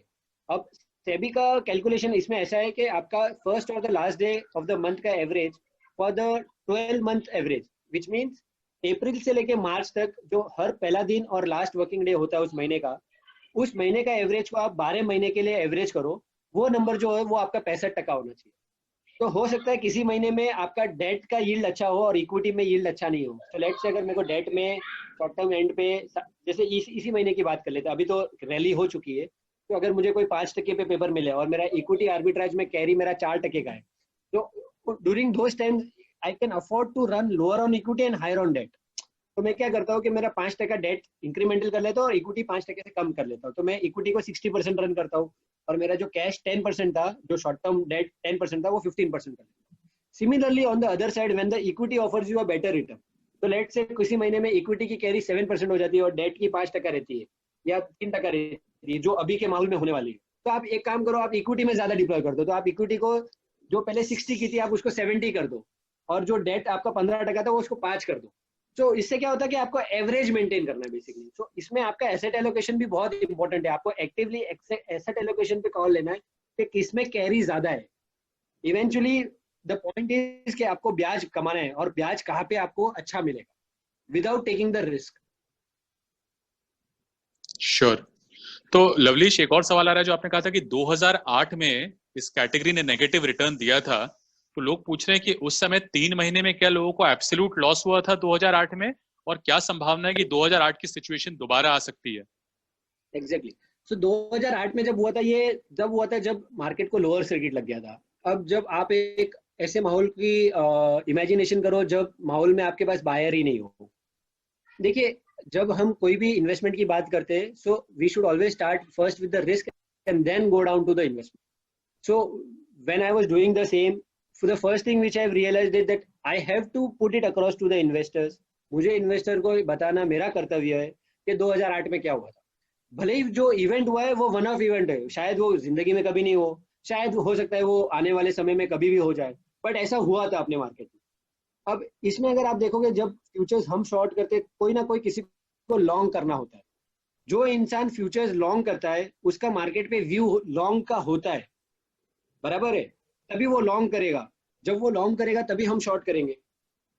कभी ऐसा माहौल हो जाए कि जब फ्यूचर्स लॉन्ग करने वाला लॉन्ग जो करेगा वो सब्सटेंशियल डिस्काउंट पे होगा कैश मार्केट से, तो होता ये है कि आपका जो फ्यूचर्स है वो फ्यूचर्स जो है वो आपका डिस्काउंट में ही ट्रेड होता रहता है, because the buyer will keep on negotiating on the price, he will always ask a better price. तो वो जो 3 महीने थे, तो वो 3 महीने में absolute, if I can recall my memory, we can share that data. I can just go back that data and check it. But what you can recall my memory, it was in the range of 20 to 40 bips negative for each month on a portfolio level. तो उस समय जो size थी इस category की वो भी कुछ 250-300 करोड़ थी, कोई बड़ी साइज नहीं थी एएमसी में, क्योंकि ये प्रोडक्ट उस टाइम पे कोई टैक्सेशन आर्बिट्राज मिलता नहीं था. But for the first and the foremost point two understand is that the sentiments which were prevailing was completely negative. मतलब you just imagine the markets are at a lower circuit. तो जब lower circuit लग चुकी है market को, तो कैसे sentiments होंगे मार्केट में? सो बट ऐसा नहीं है कि आपको एग्जिट नहीं है, आपको जब चाहे तब जैसे सेंटिमेंट्स आते हैं तो आपको हेड्सअप मिल जाता है कि मार्केट के सेंटिमेंट्स काफी ज्यादा खराब हो चुके हैं, तो आप इजीली आप उसको रिडीम कर सकते हो। अब वो जो नेगेटिव रिटर्न्स दिखते हैं वो मंथ टू मंथ दिखते हैं, बट इन बिटवीन आपके पॉजिटिव रिटर्न्स के टाइम भी आता है, please understand. So it is all about kind of events which we have seen. तो जैसे हम कह रहे हैं कि आज जो कोविड कोरोना वायरस और this pandemic which has happened, this has happened once in 100 year. So nobody knows, I mean, what kind of black swan event, which occurs, the timing part, the frequency part, So all these things, which are something which are out of control. But yes, in history we have seen this has happened. Sure. So Lavlesh, we are already 1.5 hours into this session और अभी भी Q&A box में मुझे 100 से ज्यादा सवाल दिख रहे हैं, which clearly shows that बहुत सारे सवाल हैं इस कैटेगरी को लेकर, जैसे मैंने कहा था कि लोग इसको जानना चाहते हैं, समझना चाहते हैं. So I think what we can do is, I suggest is कि maybe a conference call where people can ask their questions directly rather than this format. I think we can just take this forward और इसके बाद यहाँ से शायद अगले 1-2 हफ्ते में आपके साथ एक कॉन्फ्रेंस कॉल कर लेंगे जहां हमारे सलाहकार एवं निवेशक जो हैं अपने सवाल आपसे डायरेक्टली पूछ सकें और इसको हम आगे ले जा सके, because like I said, there is a endless list of questions which are going on and on, but for the paucity of time, if you want, we can continue for next 5-10 minutes, just see the most common questions which you have come across and we'll try and address that. So Lavlesh, actually a lot of questions are specific कि ये जो आप कह रहे हैं कि futures अगर discount में चले जाता है तो आप क्या करते हो, कैसे मैनेज करते हो, क्या करते हो, ये लोग समझना चाह रहे हैं डिटेल में, कि आप एक बार फिर अगर समझा सकें कि आप किस तरह रोल ओवर होता है, क्या होता है. तो जब फ्यूचर्स डिस्काउंट में, जैसे मैंने आपको बताया कि हम पोजीशनिंग जब लेते हैं तब लेते हैं जब फ्यूचर्स प्रीमियम में होते हैं. अब जैसे मैंने आपको वो शेयर स्लाइड की थी रिलायंस की, जहाँ पे फ्यूचर्स डिस्काउंट हो गया था. अब ये जो डिस्काउंट होता है, मैंने आपको बताया था, ये 2 कारण की वजह से होता है. एक होता है कैरी, जो कॉस्ट ऑफ कैरी, और दूसरा होता है मार्केट इनएफिशिएंसी. जब इतने कम समय में फ्यूचर्स डिस्काउंट में चला जाता है, it is more because of the market inefficiency, which means probably there is some demand mismatch, demand supply mismatch, or probably some corporate action which is expected out of the top. तो जैसे ये futures discount में चले जाते हैं, आप आपकी positioning घुमा देते हो. घुमाना मतलब उसको उस ओरिजिनल पोजीशन से एग्जिट करना. तो ओरिजिनल पोजीशन अपनी क्या थी? कैश पोजीशन लॉन्ग थी, फ्यूचर्स पोजीशन शॉर्ट थी. तो इस पोजीशन को कन्वर्ट करने के लिए आपको फ्यूचर्स लॉन्ग करना पड़ेगा और कैश बेचना पड़ेगा. तो जैसे ही फ्यूचर्स आपका डिस्काउंट हो जाता है तो आप फ्यूचर्स बाय कर लेते हो और कैश बेच देते हो. So this completes your original trade. Now the rollover part is something which is like almost 65 to 70% of our equity arbitrage book, जिसको हम static portfolio बोलते हैं. जिसमें खाली हमारा intention ये होता है जिससे हम कैरी कमाएं. वो स्टॉक्स जहाँ पे ब्याज दर अच्छा मिलता है उसको खाली आप रोल करते हो, उसको चर्न मत करो. तो आप रोल करते रहते हो. तो रोल ओवर में क्या होता है कि करंट मंथ आप शॉर्ट रहते हो. So every month during the expiry week you come, you buy your current month futures, you sell the next month futures. This happens simultaneously. इसमें कोई टाइम लैग नहीं होता है. अभी मार्केट में सारे ब्रोकर्स के पास अल्गोज आ गए हैं. तो सिस्टम्स ऐसे होते हैं कि आप उनको जब बोलते हो, आप उनको इंडिविजुअल ट्रेड नहीं बोलते हो, आप उनको ये बोलते हो कि मेरे लिए ये स्टॉक में शॉर्ट रोल कर दे. तो वो जब उसके कंप्यूटर सिस्टम में इंस्ट्रक्शंस इनपुट करता है तो वो ऐसे इनपुट करता है, तो सिस्टम कंप्यूटर वो दोनों ट्रेड को साइमल्टेनियसली एग्जीक्यूट करता है अपने स्प्रेड पे. So if I will tell him that kindly execute the trade at 50 bips profit to me, तो which means he will buy the current month and he will sell the next month while ensuring the next month जो बेचा है वो 50 bips premium पे बेचा है current month पे. So this is how the rollover takes place. I mean, and this all happens through algos which are deployed at the brokers. So there is no manual intervention from our end. We just provide them with the instruction part. Sure. लवलीश, कुछ लोग पूछ रहे हैं कि क्या इसमें हम SIP या STP भी कर सकते हैं? क्या आप रेकमेंड करेंगे अगर हमें सिस्टमैटिकली इन्वेस्ट करना हो आर्बिट्राज फंड में? So, आप एक चीज कर सकते हो कि जब अभी ये डिविडेंड टैक्सेशन आया है, तो इसमें क्या हुआ है कि काफी लोगों को, जिसके ऊपर हमने एक नोट भी निकाला है फरवरी में, कि कैसे people who are earning less than 15 lakhs income, तो how can they save tax in being in arbitrage fund and with the dividend plan.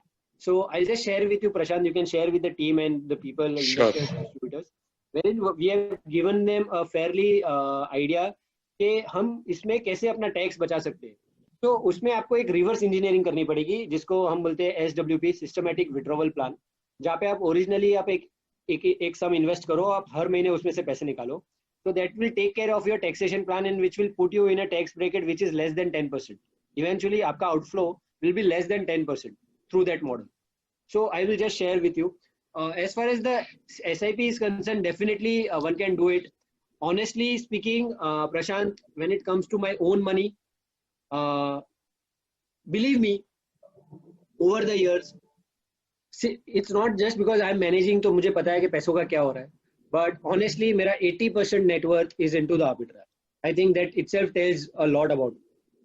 So over the years, जो भी मेरी SIP, जो भी आप बोल सकते हो, पैसा आता है, तो मतलब मेरे लिए ये बहुत ज़्यादा सेंस बनता था in terms of transparentability of any fund, in terms of the risk aversion. I'm being a very risk averse person.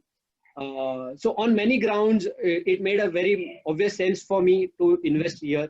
So let's say on simple terms, जब भी मेरी सैलरी आती है, सैलरी में से जो सेविंग पोर्शन मुझे पता है जो मैं इन्वेस्ट नहीं करने वाला हूँ और जो मुझे कैश के फॉर्म में लग सकता है कभी भी, let's say मतलब मैं over the years I'm trying to purchase a house but I can't because the prices are not falling. So I'm adding, basically I'm trying to mobilize surplus.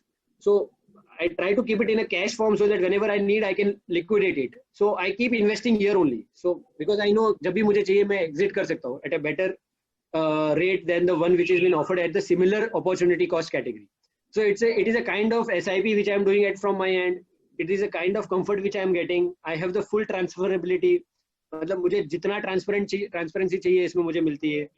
Regular income मिल जाती है dividend के form में. तो हर महीने मैं dividend के form में regular income ले लेता हूँ. तो काफ़ी सारे इन्वेस्टर्स का पहले भी कंसर्न आता था कि हमें हर महीने कुछ पैसों की ज़रूरत रहती है दवा दारू के लिए. तो आप कोई ऐसा सुझाव कर सकते हैं कि जिससे मुझे रेगुलर इनकम मिल सके और ये पैसा मेरा सेफ रह सके. तो that's where we step in into a dividend plan of this particular idea कि जहाँ पे आप एक कॉर्पस डाल दो और हर महीने आप, अगर आप सीनियर सिटीजन हो या आप रिटायर्ड पीपल हो, तो आप उसका एक स्मॉल पोर्शन जो आपकी मंथली नीड है आप उसमें से निकालते रहो in the form of capital as well as in the form of dividend.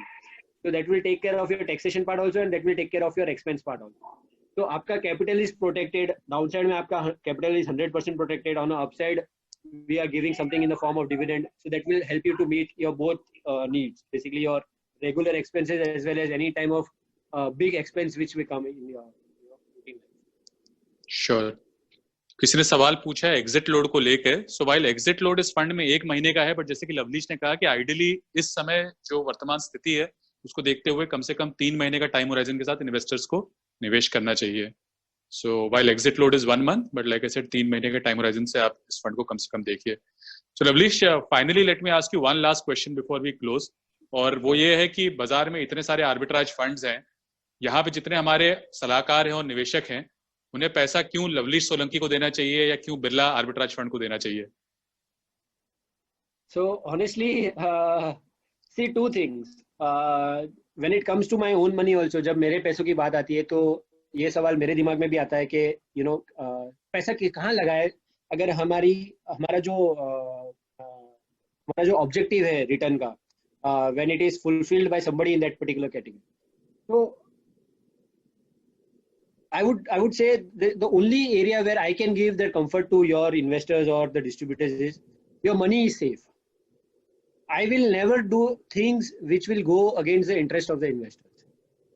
So सबसे important बात यह है कि पैसों की सेफ्टी में आप कभी नहीं देखोगे हमारे एंड से कि हम कोई ऐसा एक्शन ले जिसकी वजह से, because these are all hard-earned money, hard-saved money. Even I am a salaried person. I can understand what it takes to mobilize corpus or do savings over the years. So the category is not something. So category का risk profile है absolutely no risk, and you have to stay along with that word.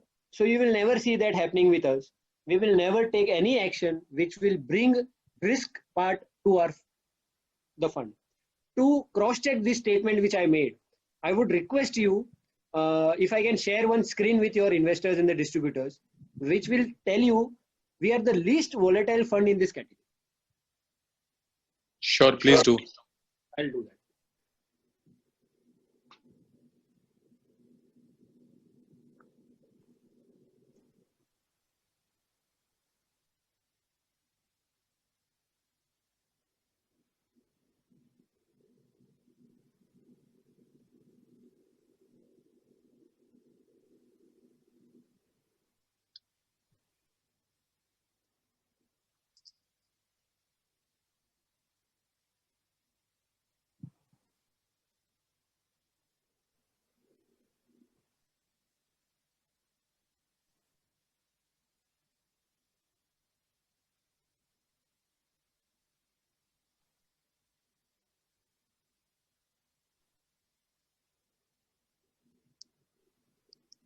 कुछ लोग लिख रहे हैं कि screen नजर नहीं आ रहा है सर, अभी लवलीश ने स्क्रीन शेयर किया नहीं है, 2 मिनट रुक जाइए।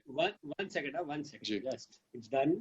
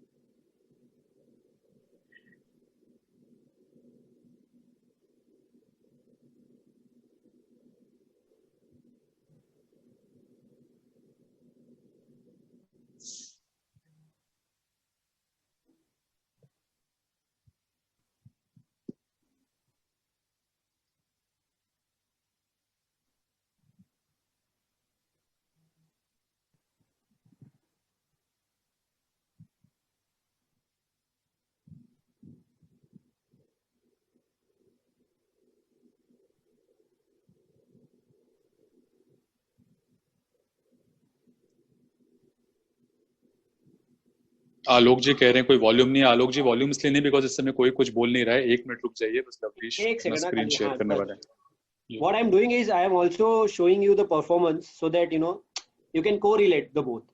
See, खाली स्टैंड अलोन बेसिस पे आप एक पार्ट देखोगे तो आपको शायद वो कोरिलेट करना इतना आसान नहीं होगा।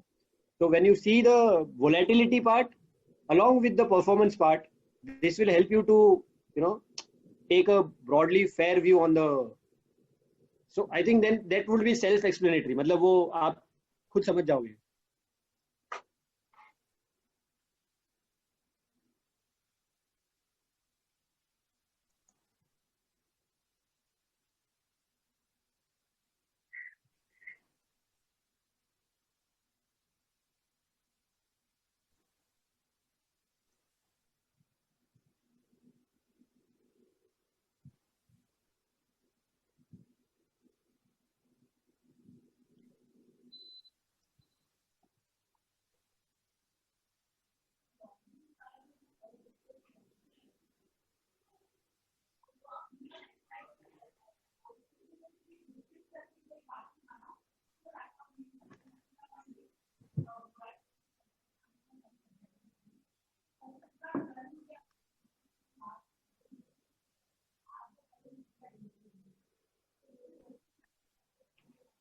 Yes.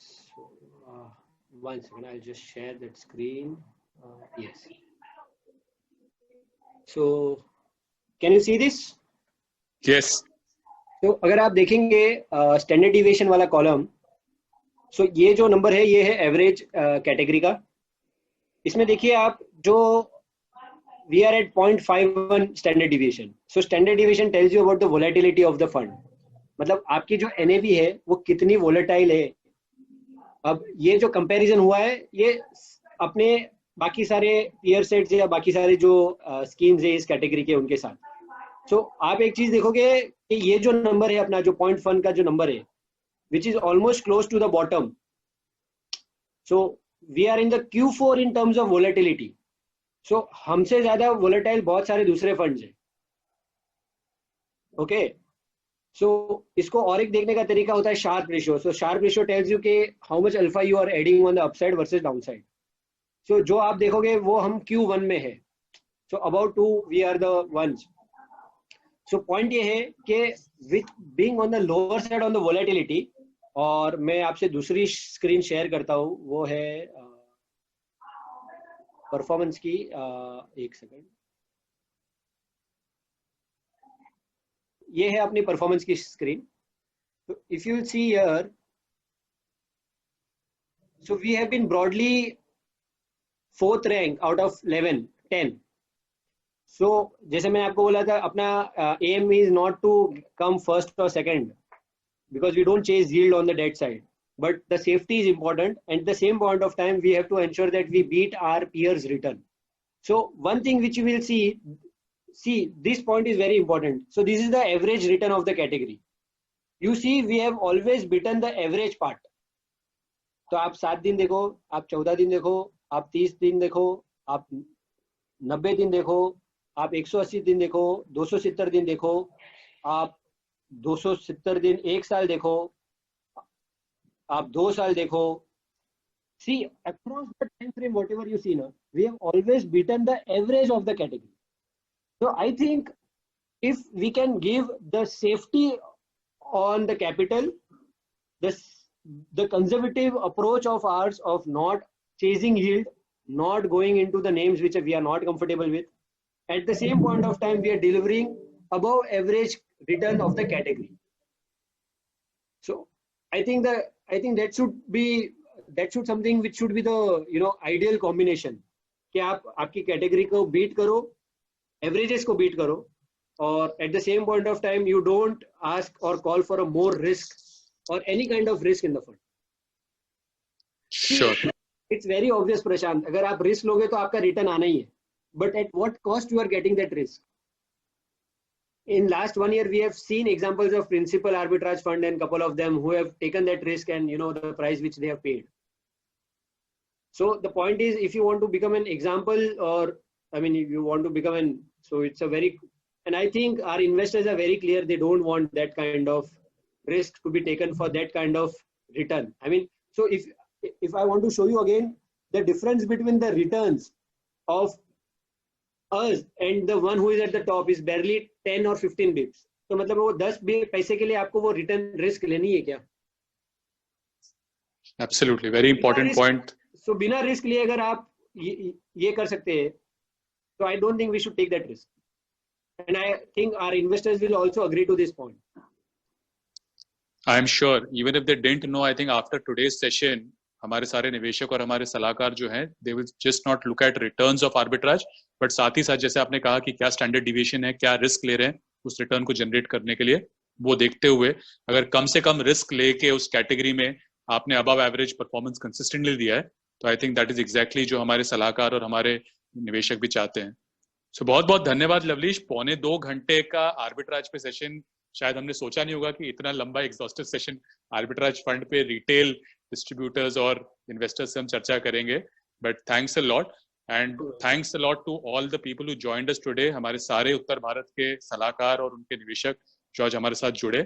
जो भी आपके सवाल हो, आप पूछना चाहें, वो अपने रिलेशनशिप मैनेजर के थ्रू आप हमें भेज सकते हैं, और हमारी कोशिश रहेगी कि लवलीश के थ्रू हम आपके जितने सवाल जो आज अनआंसर्ड रहे उनके जवाब हम आप तक पहुंचा सकें.